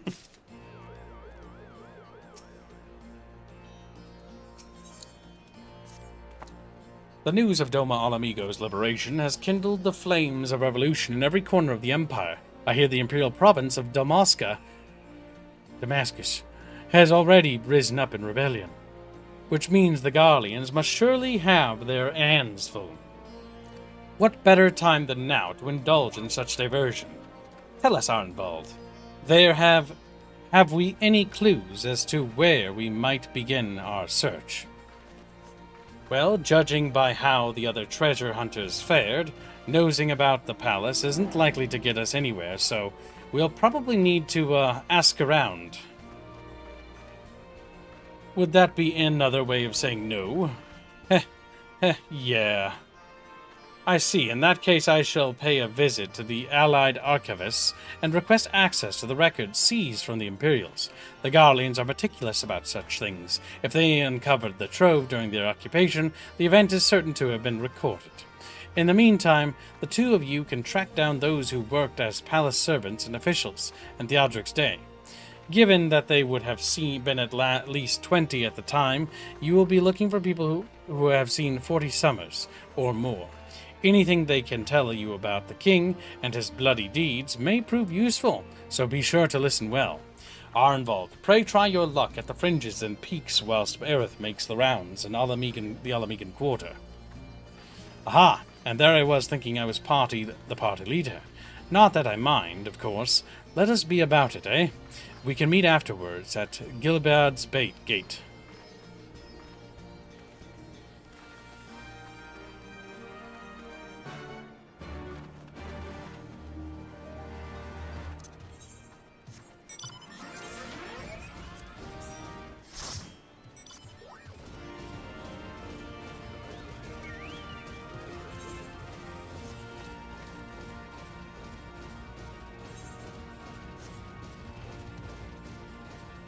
Where are we going? Alright, good point. Good fast travel. Boop.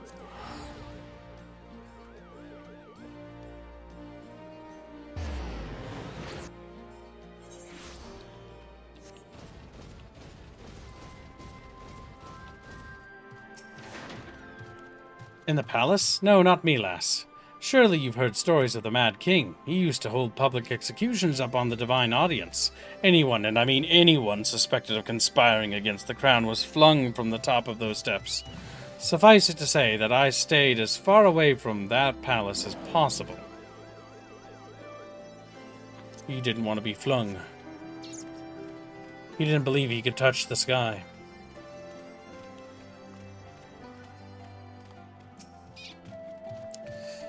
You want to hear an old maid's stories, do you? Aye, well, most of what I know of the Mad King is common knowledge. We'd only seen His Royal Majesty when he deigned to attend the executions he'd ordered, and after a while, even watching his enemies die wasn't enough to coax him out of hiding. They say he started seeing assassins in every chateau, and wouldn't set foot outside the palace walls. I was offered work there as a royal servant once, but the mere thought of it left me in a cold sweat. We know what that's like from personal experience, don't we, Binsky? Not us directly, but our Being in friend. cold sweat? No, What? the fear of working for a palace. Oh yeah. He's like, my God. It's actually kind of funny. Kind of crazy, isn't it? Yeah, it is. Not something you'd expect to have knowledge of. Not something that actually feels relatable. It's kind of weird. It's kind of weird. Some evil palace. A fantasy, but it's actually real. I served into the pleasure of King Theodoric, and lived to tell the tale. One of the palace guards I was. Truth be told, it was a dark chapter in my life, and one I'd sooner forget. Hardly a night went by when we didn't hear a blood-curdling screams echoing from the inner chambers, which of course we were under orders to ignore. So we stand still as statues, trying not to imagine what horrors were unfolding within. If you're hell's bent on finding out what happened in the palace, head down the street here and ask old Arnold. He was the king's head scribe.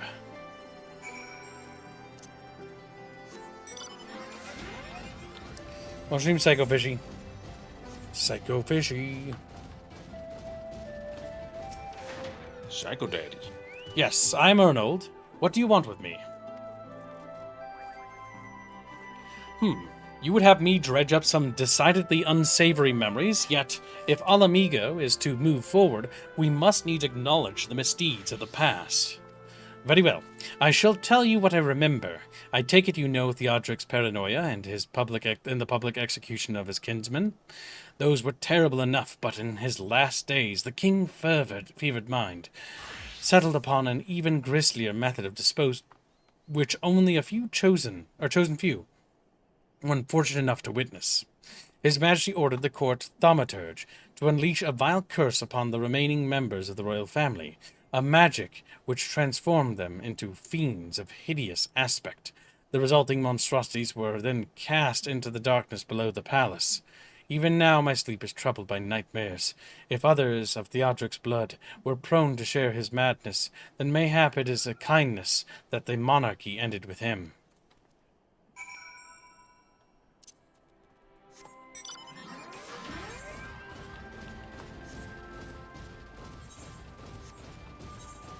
The madness of Binsky, the carnivore king. Some say they can still hear him in the distance, making meat slop. Making meat slop. I made some meat slop today. Truly, you gotta come with a better name for it than that. Truly, you gotta... The what? Meat slop is a horrendous name. Since we're all here, why don't we share what we've learned? Allow me to begin, then, as promised. I scoured the Imperial records for any mention of fantastic treasures and found precisely none. It is just possible, I suppose, that a corrupt official deliberately hid the fact of the trove's discovery, hoping to enrich himself. But I find it rather unlikely that so valuable a find would stay secret for long. I conclude that our prize either does not exist, or that the Imperials somehow overlooked it. But what of you, Aerith? Were your investigations any more fruitful? Turned into monsters? And what could he mean by this darkness beneath the palace, I wonder? I met an old man in Alagiri who spoke of the palace subterranean prison. But he said naught of cursed abominations. The Imperial Archives were also silent on the subject of fiends inside the palace grounds. Could this scribe fellow have been spinning her yarn? Do you think? Did you believe him, Aerith? His fear seemed genuine. If he was afraid, that does lend credence to the tale, though I'm not sure how that helps us in our search. Do not be so hasty. Ernald's anecdote may very well have told us where the trove is hidden, but ere I share my theory, there is a matter I would clarify. Arenvald, you spoke of light-hearted adventure, but I sense a deeper motive for this expedition. Why are you so intent on finding this treasure? Music stops. It wasn't all pretense, I swear it. But you're right. My father was in the Imperial Army, a man of Garlean blood. I trust you know what I mean when I say that my Alamegan mother did not welcome my arrival. Right, baby. As I grew, she would check my brow over and over, convinced that a spot on my skin was an emerging third eye, like the kind you see in pureblood Garleans. My mother did not care for this taunting reminder of my heritage, and took up a knife. War paint serves to cover the scar.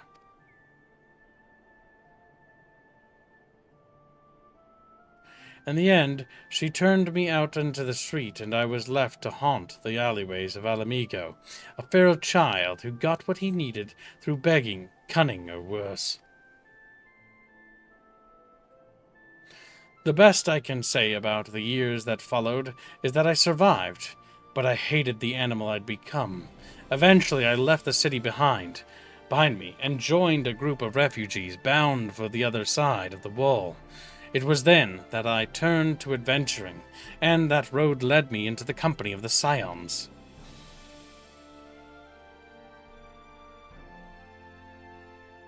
I tell you this so that you understand. I know all too well what poverty and hunger can do to a person. I drew steel and ordinary folk for a measly crust of bread. With Theodric's gold, I could spare my countrymen the shame of living like that. Thank you, Arnvald, and I apologize that cannot have been pleasant to recall, but I felt it best to be clear in our intentions. Well, Aerith, are you intent to surrender the treasure to Arnvald's noble cause and claim the thrill of adventure as your reward? Then I should be glad to tell you my theory on the resting place of the Mad King's Trove, if you are minded to hear it.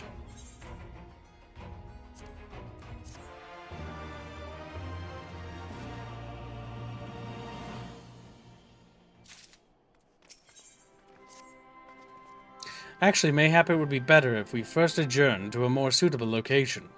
In case of a rival treasure hunter overhears our plans, you mean. Good thinking. That was not exactly the reason, but 'tis certainly a valid concern. Let us reconvene on the southern edge of Loxeld. I also want to make the player travel over there, because fuck you. I see. Curious.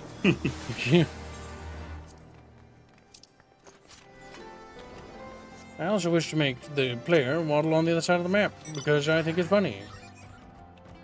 You should walk out the way after.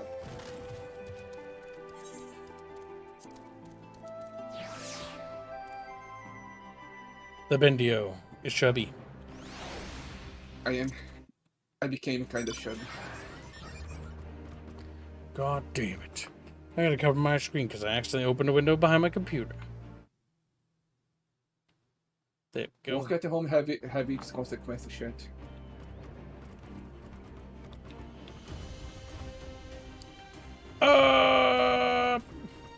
But it's alright. I should start my feat injury very soon. You won't. You're too chubby. No, I will. Double chinio. Chat! No. Another Burger King fund. No, that's not. This is gonna become a feeding community. We're gonna feed them. That's illegal. You're gonna become Bendio avocado. He's like, oh! I thought you forced to rob. Indicado. Burger King. Can't. Yummy. You'd have to ask for no low carb. If you wanted that. Look. Which means fucking no bread and no veggies and just meat in a little tray. I have prepared orders like that before, and that's how I figured out what low carb meant. Low carb means just meat. Forgive me. 'Twas not my intention to draw out proceedings. I simply wished to have the lock in sight while I explained things. Prior to the great flood of the 6th umbral calamity, the salt lakes you see before you were yet dry ravines, and this, believe it or not, was the site of the ancient city of Skala, which rose and fell during the 5th astral era. From what we know of the period, the city was already deserted by the time the waters began to rise, having been all but destroyed by war, yet its ruins remain to this day at the bottom of Loch Seld. It is by belief the darkness beneath the palace, mentioned by Theodric's former scribe, was not a reference to the prison, but to a place still further below the ruins of Skala. I further surmise that the Mad King's unfortunate kinsmen were cast down there not simply out of a desire to punish them, but to discourage exploration. Theodric wanted to keep the ruins secure. Wait, you're saying they were meant to guard the Mad King's trove? Precisely. And since we know the court of Thaumaturge was involved, we can safely assume that any entrance into the old city will have been magically concealed. Which would explain how a legion of Imperial soldiers and the gods know how many Alamegans never found a trace of the trove. We, however, have a certain advantage, which they did not enjoy. Aerith, would you be so good as to swim down to the bottom of the loch and search for an underwater route into the ruins? While you do that, Arnvald and I will simply just sit here and twiddle our thumbs. Seek out an enscrolled portal within the palace. That's not what they're doing. They're just lounging on, like, fucking chairs while Aerith's down there fucking holding her breath. Bathing in the sun. Drinking martinis. The typical Alphino. Greedy and lazy.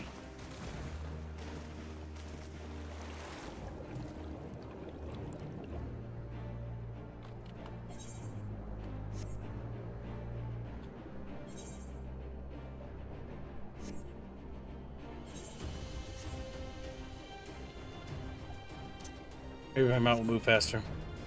Yes, it will. I think so, yeah.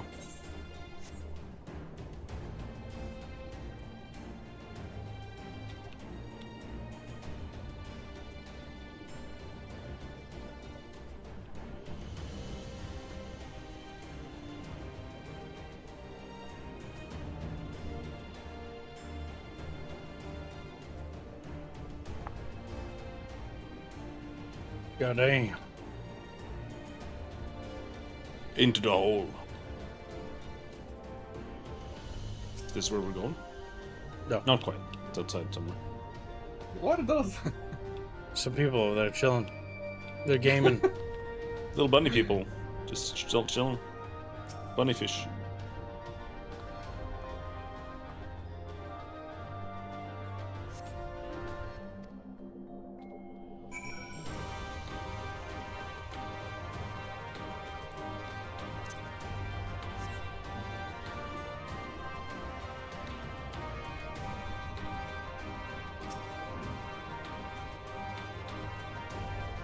Open the door, Chatfish. Let the kid in.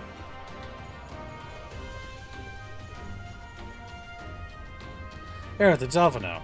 We have searched the prison beneath the palace and found a teleportation portal, concealed by enchantments. The markings indicate it leads to an underground cavern. What news on your end? And you believe it leads to the ruins? Then I dare say we will be able to meet within. Go on ahead and through the door. By the way, I took the liberty of calling on our friend for help. I guarantee she's both dependable and discreet. We'll see you soon. Boom. It's a dungeon. Ba-doop. All Chatfish are chubby. Chubby Chatfish!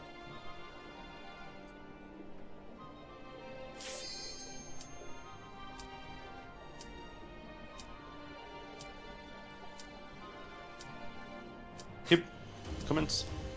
Eh.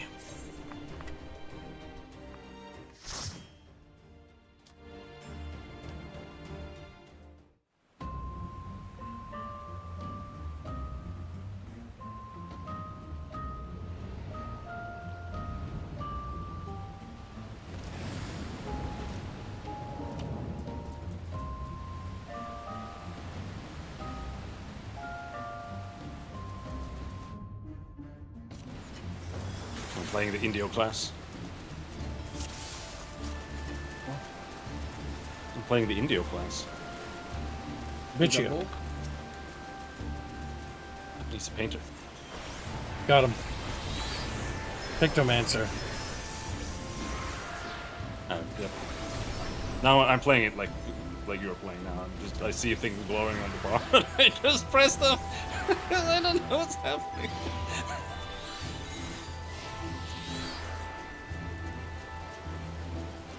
There's a hammer, bonk bonk.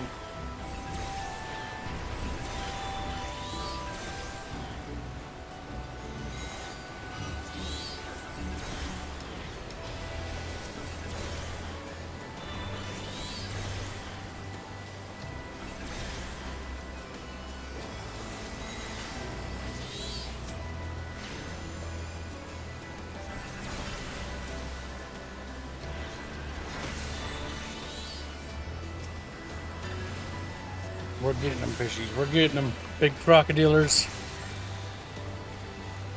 I always heard that crocodile meat or is alligator meat. It's pretty good. From Southern boys. Don't know if it's true. I'll go to the alligator. And yeah, it's not.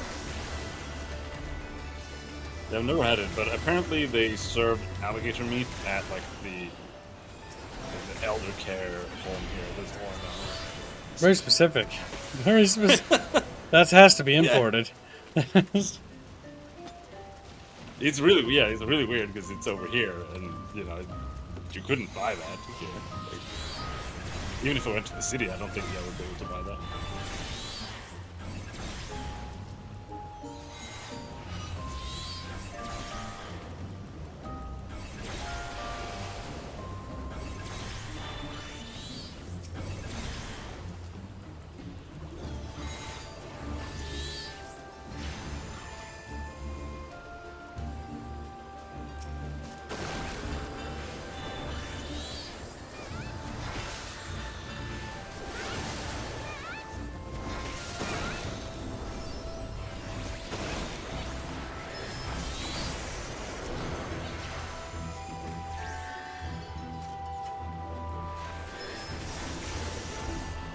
I don't even remember this dungeon at all. I think you'll remember it later.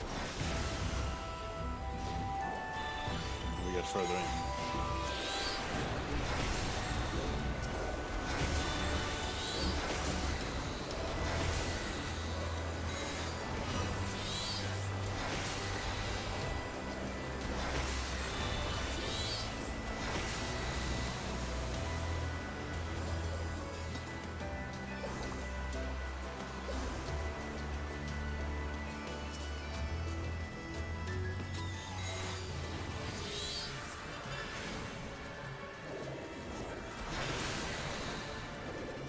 A giant seahorsey.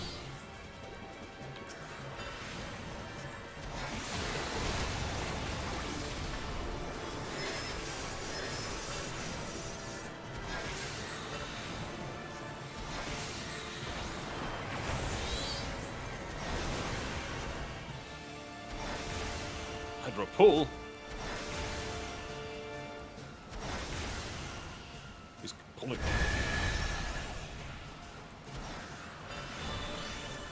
That's what he does. He pulls.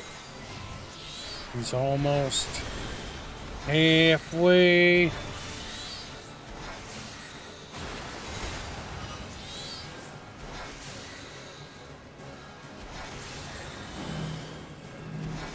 Bloody puddle.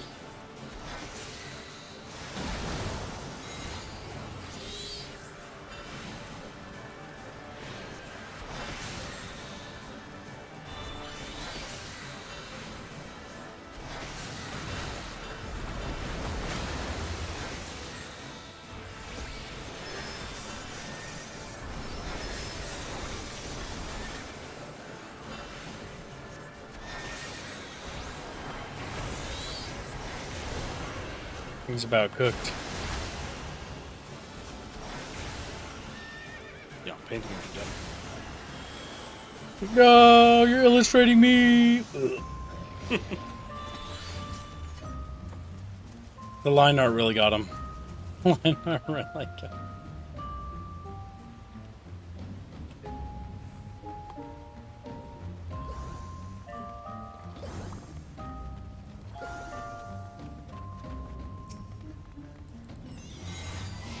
My God.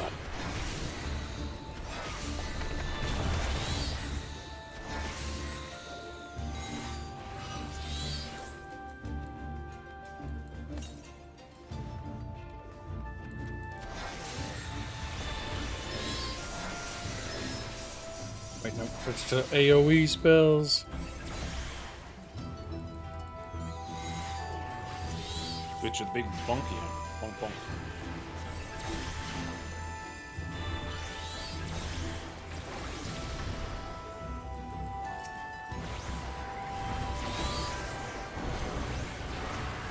I'm not sure what part of the painting is picking out a gigantic bonking things with it, but Victor Mansion looks like it's made for either gay people or women. Based on your outfit. You fabulous pink boy, you. He's like, what the fuck? thank you. Might be onto something. I was looking at your armor design and I'm like, yeah, fabulous. Fabulous Robin. He's on his fabulous arc. He has a new outlook on life in general. Her gay outlook. Very Well,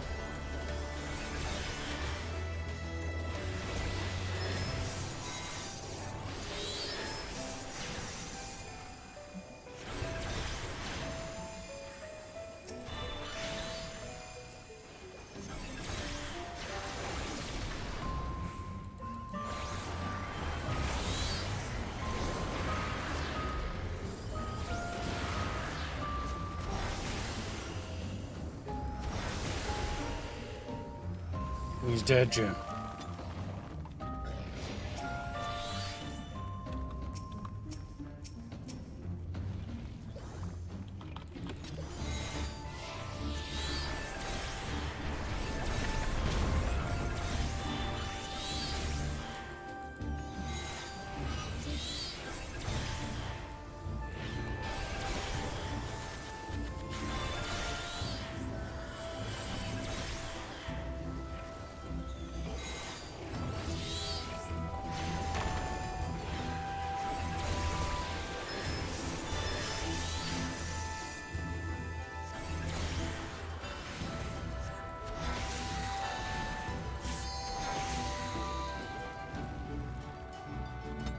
All the little guys are dead. yep. The old one. That's me. I look like that too.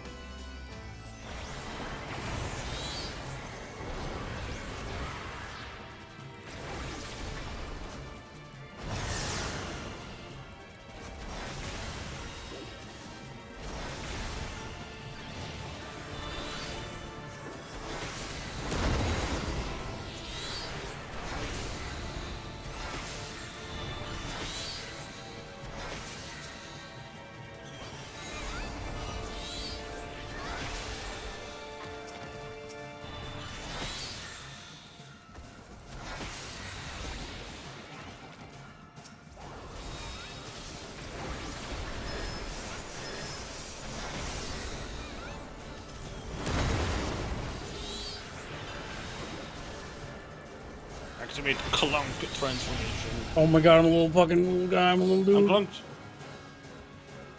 You have to use your mind ability on these thingies to do this.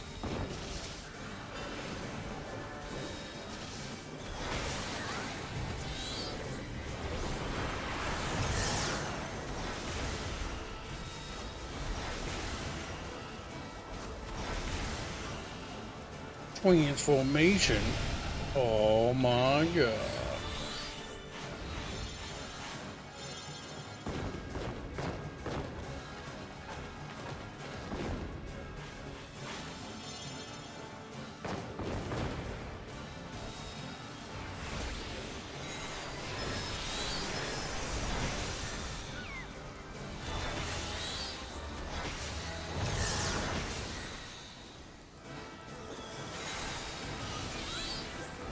He's dead.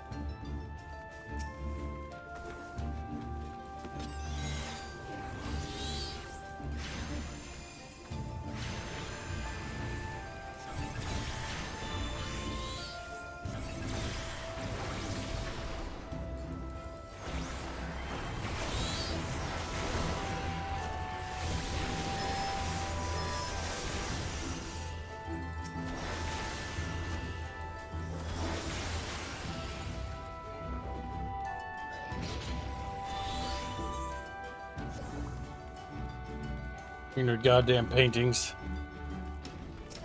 I have no idea how they work. Sometimes they're instant, sometimes they have cast time. I don't know a clue what's happening. But it's working out, I think.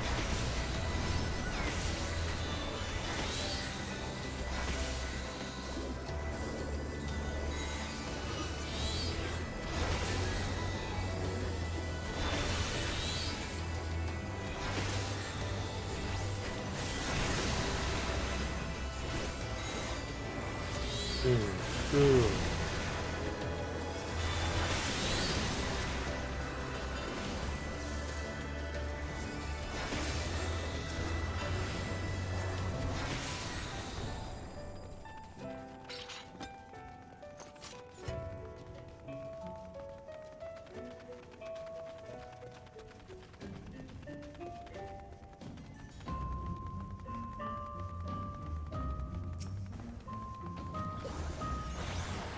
There we go.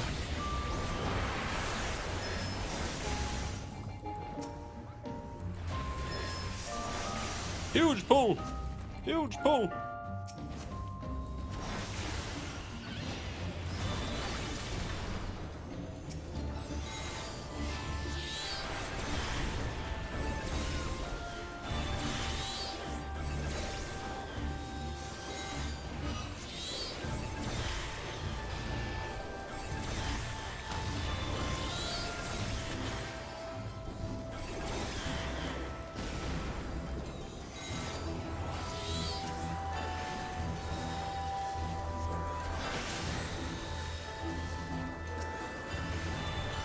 He's finally dead.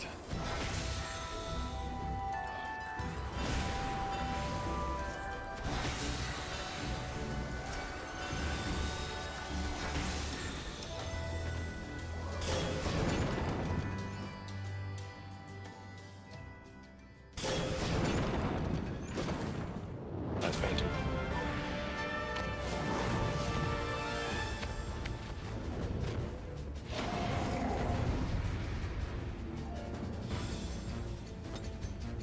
So this boss has a bunch of things where there are like words and things, I think, that'll tell you to like go close to him or run away from him.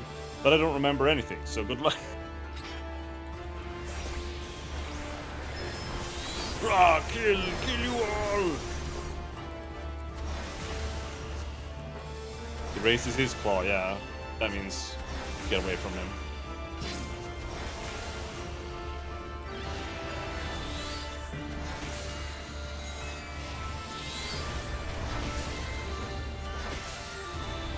Raises his tail. What does that mean? Yeah, that means don't stand behind him. That means don't stand next to him.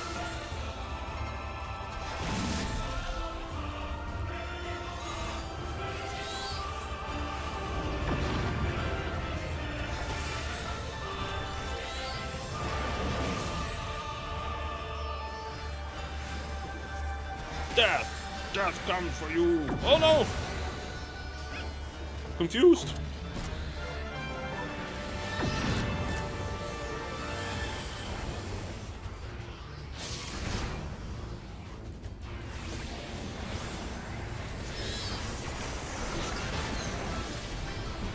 Also pay attention. staring at my hotbar. Happens the best from little Bickering.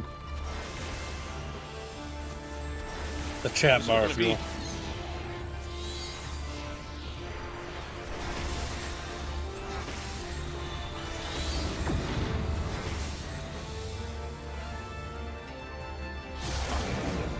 Oh, no, it's right.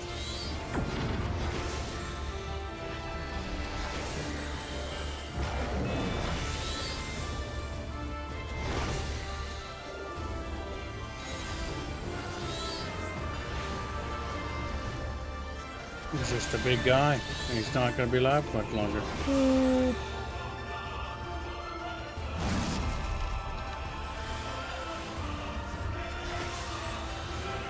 wonder if the hammer's worth using.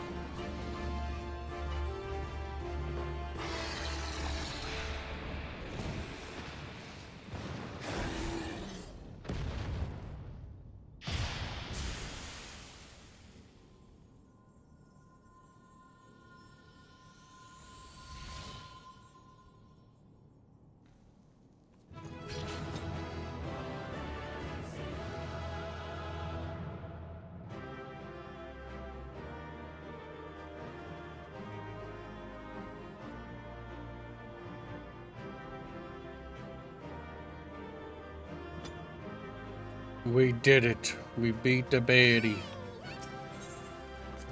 Hell yeah.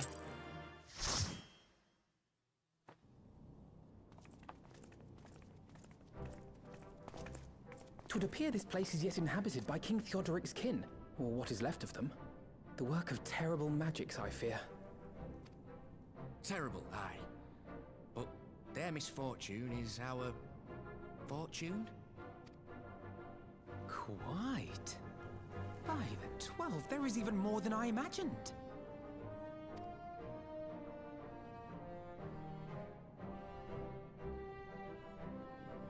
That fucking portrait.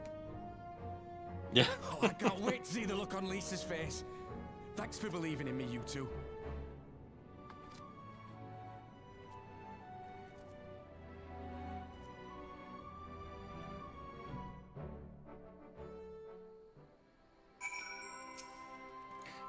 Arnvald and I tried to do our fair share, but I fear you ended up bearing the bulk of the burden as usual. You truly led the way with your adventuring prowess, my friend. Aye, without your help, I reckon we'd still be fumbling about in the dark. I'm glad I called on you. I must say, I'm still reeling at the sight of that mountain of riches. What, like how you reeled at the sight of that floating spectre? You mean, I wish you could have seen the look on your own face, Alphino. Must we dwell on such momentary lapses? We found the Mad King's trove, and that is all that matters.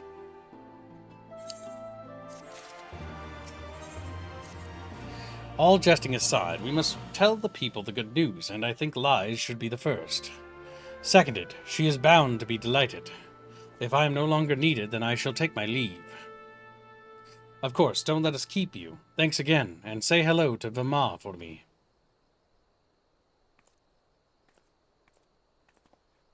Now then, there is to be the meeting of representatives across all Amigo, so Lies is sure to be in the city. Shall we seek her out?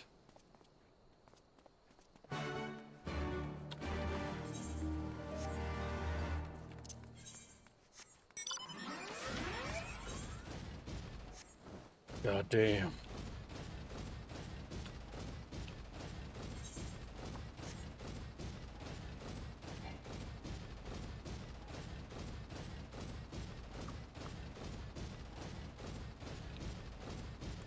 There we are.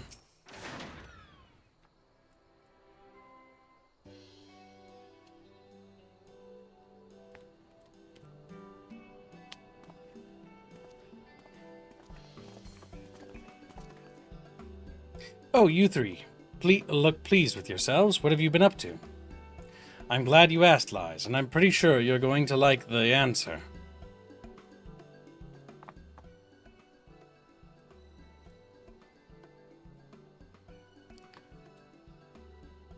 You're joking. The Mad King's Trove? I thought it was a myth. So did I. Plenty of people, but they didn't have Aerith and Alphino in their party. The credit for finding it should really go to them. As for what to do with it all, I vote that it goes towards alleviating the suffering of Alamigo's poor. Gods, if there's as much as you say. Arnvald did not exaggerate, I assure you. We could not hope to carry even a fraction of it on our own. I have taken the liberty of sketching out a rough map of the ruins. If you will assemble a squad of your most trusted freedom fighters, they should be able to follow the route to where the treasure lies. Understood. I'll make sure every coin is accounted for, and that goes for the spending of it as well. Thank you. Oh, there is one other thing. When the time comes to draw up a plan for distributing the spoils, I would ask that you consult Alphino. I don't have a head for details. I'm not educated. I see that simply handing out sacks of Jill won't solve everything, but I couldn't rightly tell you what to do instead. Oh, I know the feeling. I'd welcome any advice you could give us, Alphino.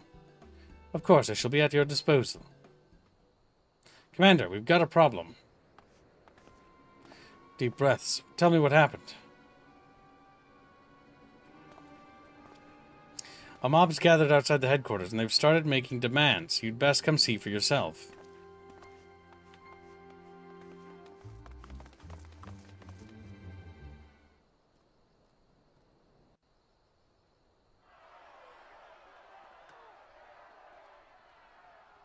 Step back, all of you! Like hells we will! We know who you've got in there! We're not leaving till you hand her over! Bring her out! Bring her out! What's going on? Someone let slip about Fedora. It's true then! The bitch really is in there! I knew it! I bloody knew it! We demand vengeance! Bring her out!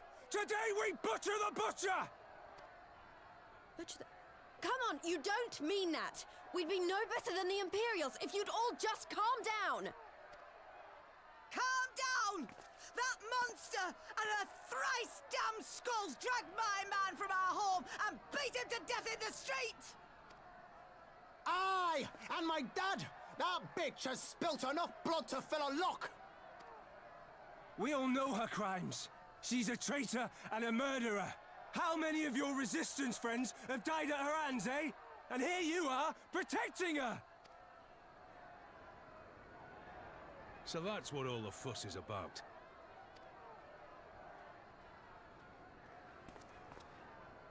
Hearken to me, brothers and sisters of Alamigo. No. Who's this? That's the Bull of Alamigo. My friends, you are not alone in your anger, your grief, your despair, for it is mine as well. That gnawing pain in your breast, it is enough to bring an old bull to his knees. But I ask you, brothers and sisters, to think not only of the family and friends who were cut down before your very eyes, but to think also of the ones who were abducted, the ones who may yet live. Where were they taken? What became of them? These questions demand answers. I share your thirst for justice, for vengeance, but we will gain only fleeting satisfaction if we give in to our base appetites. We will never know the truth. Now is the time that we, the people of Alamigo, must decide what manner of nation we will build for ourselves, and for generations yet unborn. When they look to our example, will they see a people who held fast to their principles, or one who cast them aside when tried? I say to you, it is our responsibility to give these prisoners a fair trial, that they might answer to all of Alamigo. The Garleans called us savages, and I'll be damned if we prove them right.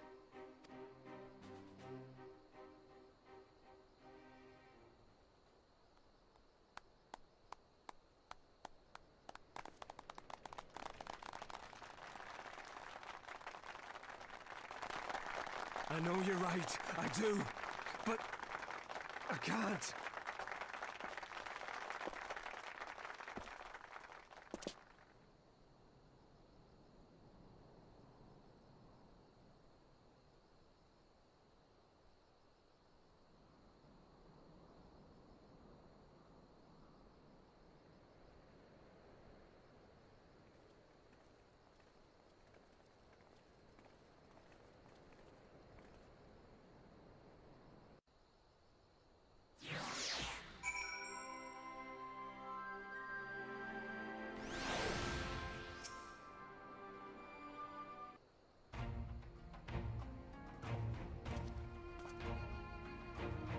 My thanks, Raban. Listening to their anger, I could feel myself being swept away.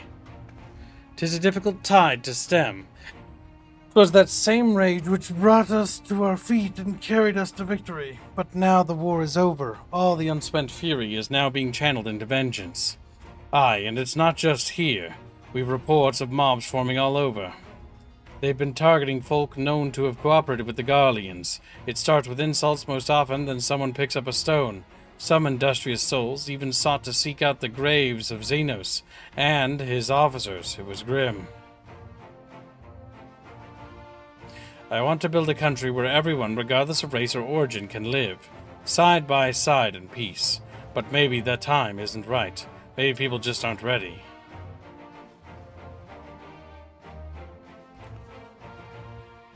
But that doesn't mean I'm not going to try. The representatives will be here soon, and I'll be damned if I'm going to give up before I even begun. Who are these representatives exactly? Oh, village elders, refugee leaders, and the likes. It would be right for us to dictate. Wouldn't be right for us to dictate the nation's future on our own. So we planned a summit of sorts. We've even invited Anata and the Quicken to participate. Alamigo stands at a crossroads, and this meeting will decide which path it takes. The matters of Fordola's sentence cannot be suffered to disrupt the proceedings.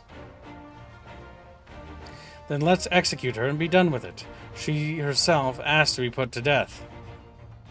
Nago, I already explained why we wouldn't do that. Sending her to the gallows might satisfy the people right now, but where would it end?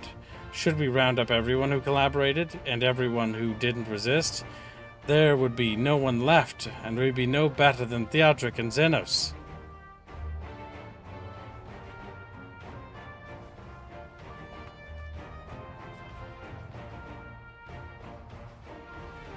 Begging your pardon, but might I be allowed to speak with Fordola? Only I caught a glimpse of her past, a moment of it anyway, during the fight. She's done terrible things, unforgivable things, but in some ways she's a victim of the circumstances in which she was born, and that's something I can understand. Alright, speak with the prison guard when you're ready, and I'll come and join you. I want to talk to her too. I'll return to my other duties then. We've barely begun to investigate the facility where they gave Fordola her powers. Be fairly warned, friends. She will test you. Don't let your emotions color your judgment when she does.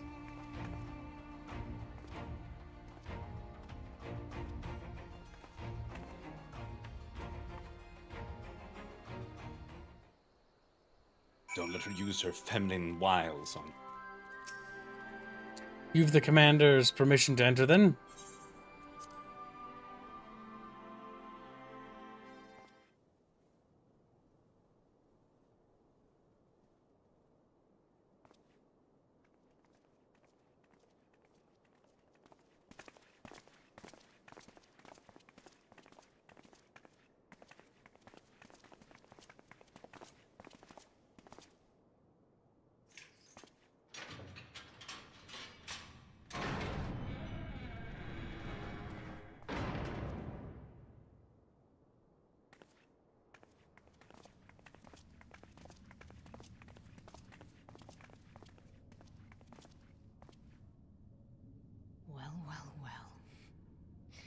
So many visitors. Come to have a good laugh, have you? Or do you mean to put me out of my misery? To finish what you started? It's about bloody time. That's not why we're here, no.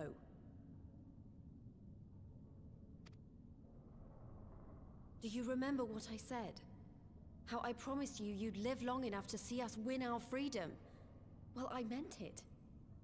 And not to mock you either. You're wasting your time. All of this is pointless! There's no reason to keep me alive, and you know it! I killed your men. I killed my men. And you know what my only regret is? That I didn't kill you when I had the chance! That's a lie, and you know it! You think we can't tell what you're trying to do? That we're blind? Yeah, you're a fool, but you're not stupid. You're ruthless. Relentless. You'd give up anything and everything to get what you want. You didn't come this far, climbing over the bodies of your own brothers and sisters just to piss it all away. I see you, Fedora. I see you for what you are.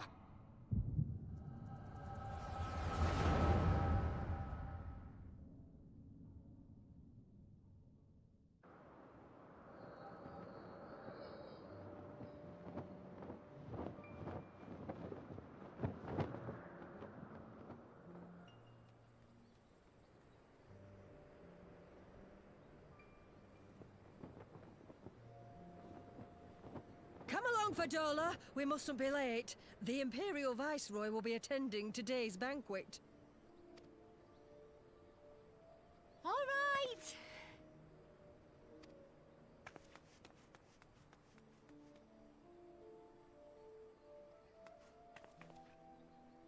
Father, what's Lord Gaius like?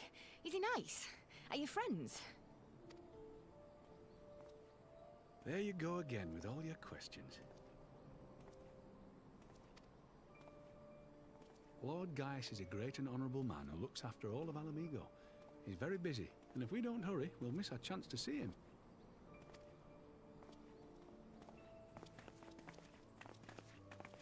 Ah, her family were a bunch of traitors. As they're wearing, like, super wealthy clothes, there's, like, poor people everywhere. Filthy tin-head lovers.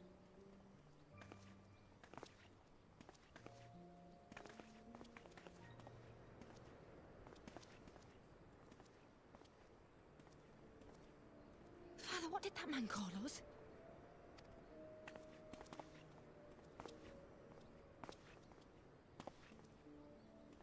The little tin-head lover doesn't know what she is, eh? A traitor, sweetheart.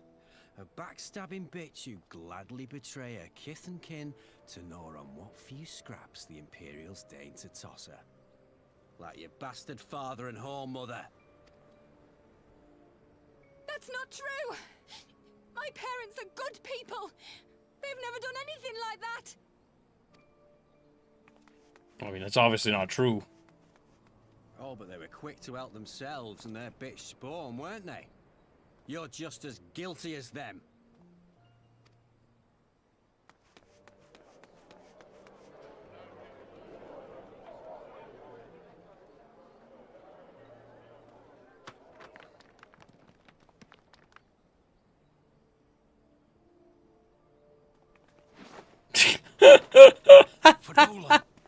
The old lady's throwing rocks at her. Nice. Traitors!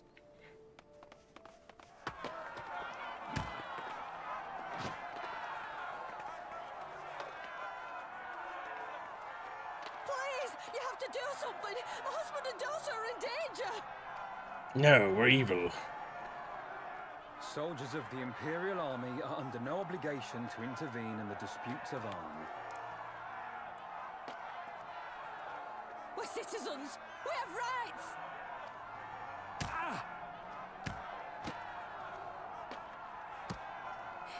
I'm scared. It's all right. It's all right.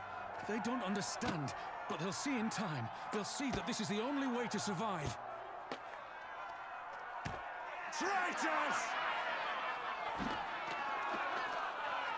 Traitors!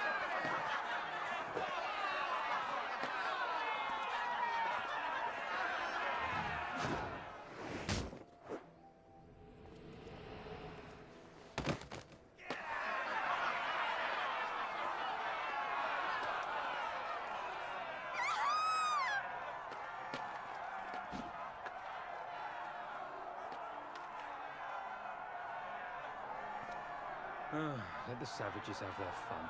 They'll be more compliant once they've tired themselves out.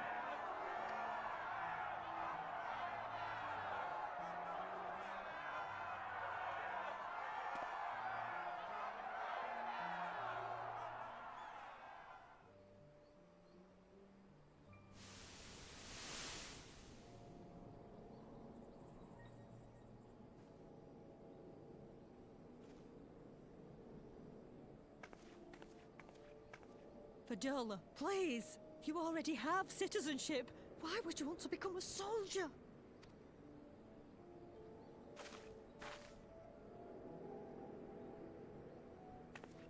Oh, gods!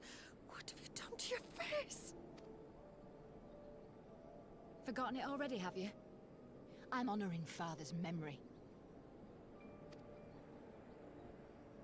By telling the world that you know better than a common savage.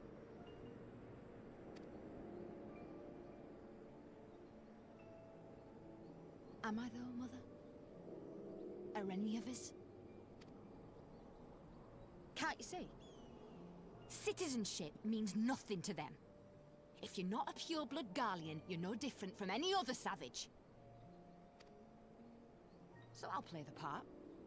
I'll join the Legion and I'll make them respect me. And when the mob see that, they'll think twice before throwing their stones.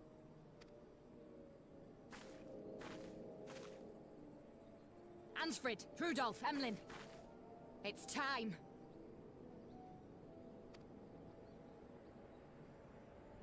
It'll be hard. Humiliating. They'll try to break us. Send us crawling back to our own kind. But we won't, no matter what. We'll bleed for them, die for them if we have to. We'll do whatever it takes to be free!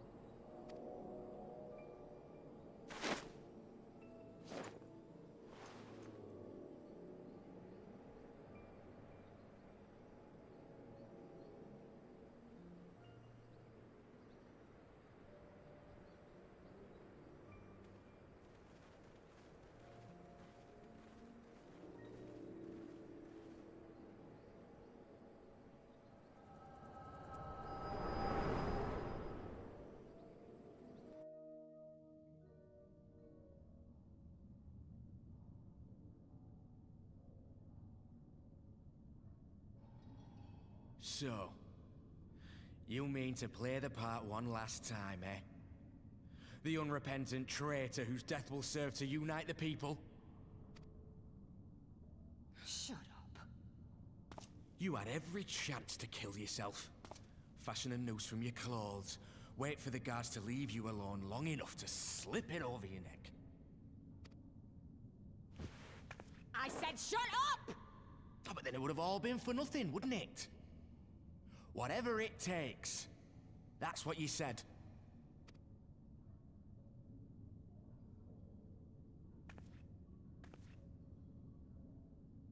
Been in my head, have you?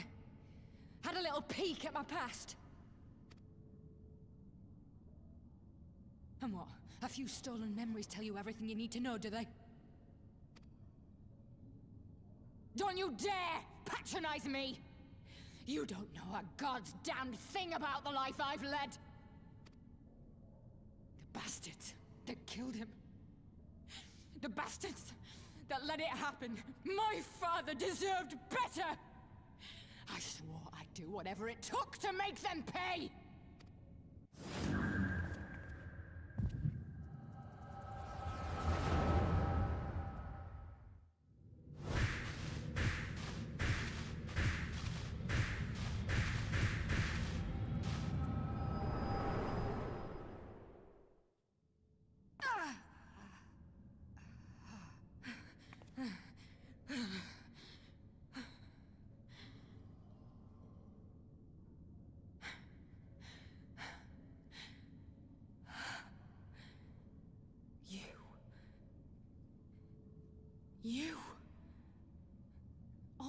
power, all that pain. It's too much. Too much for anyone. The things they've done to you. The lies. The betrayal. The endless fighting. Yet there you stand. Unbroken. How? Why? Because I choose to.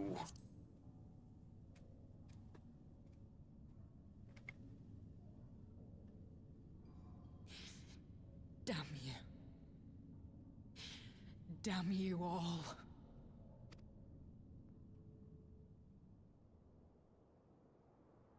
You still have time, Fordola.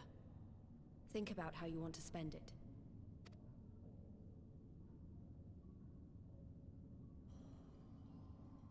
Let's go.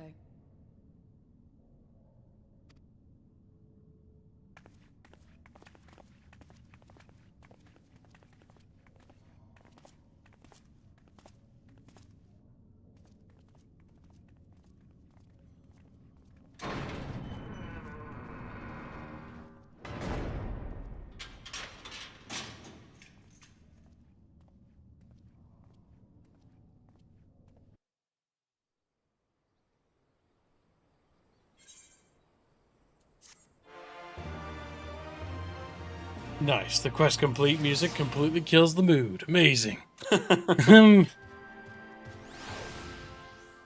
a sad backstory. Quickly, I love how quickly they hem that in there. It's like, eh, wait, we didn't build up this character enough. Here's a story. Their dad was beaten to death by rocks. You feel bad yet? It's like, no, not really. You can't tack that on and expect people to care. I don't know what we solved anything exactly. That we solved anything exactly, but we've given Fordola some time to think about at least. Aye, and I've found something new to think about too. I don't know about you, Aerith, but the visions only come to me every now and then. From the way Fordola kept wincing, though, I get the feeling she's having them almost all the time. That's a lot of bad memories to deal with.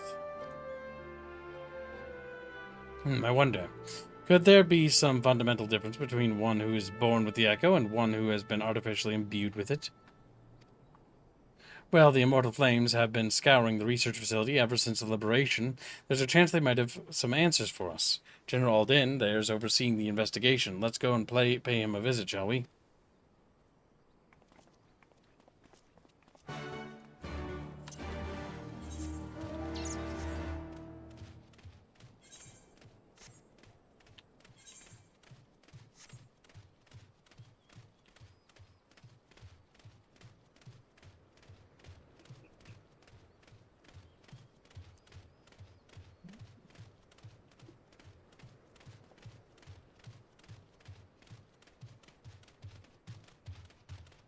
So we are at $50 from the daily. And 300 for the chomp cow. General Aldin is inside. Aye, will you be joining him? Yes, we're close to the daily goal, but we're not quite there, chat. Time is running out.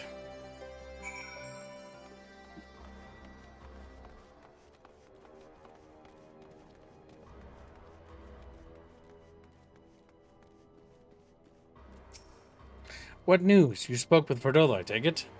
Yes, as expected. She didn't say very much, but it wasn't a total waste of time. Arnvald noticed something odd about her. He thinks she might be having visions almost constantly, which is not how the Echo normally works. Have you found anything which might explain why it's so different? We've been hard-pressed to just organize the research materials, let alone study them. To be frank, I'd welcome the science expert assistance if you have time to lend a hand.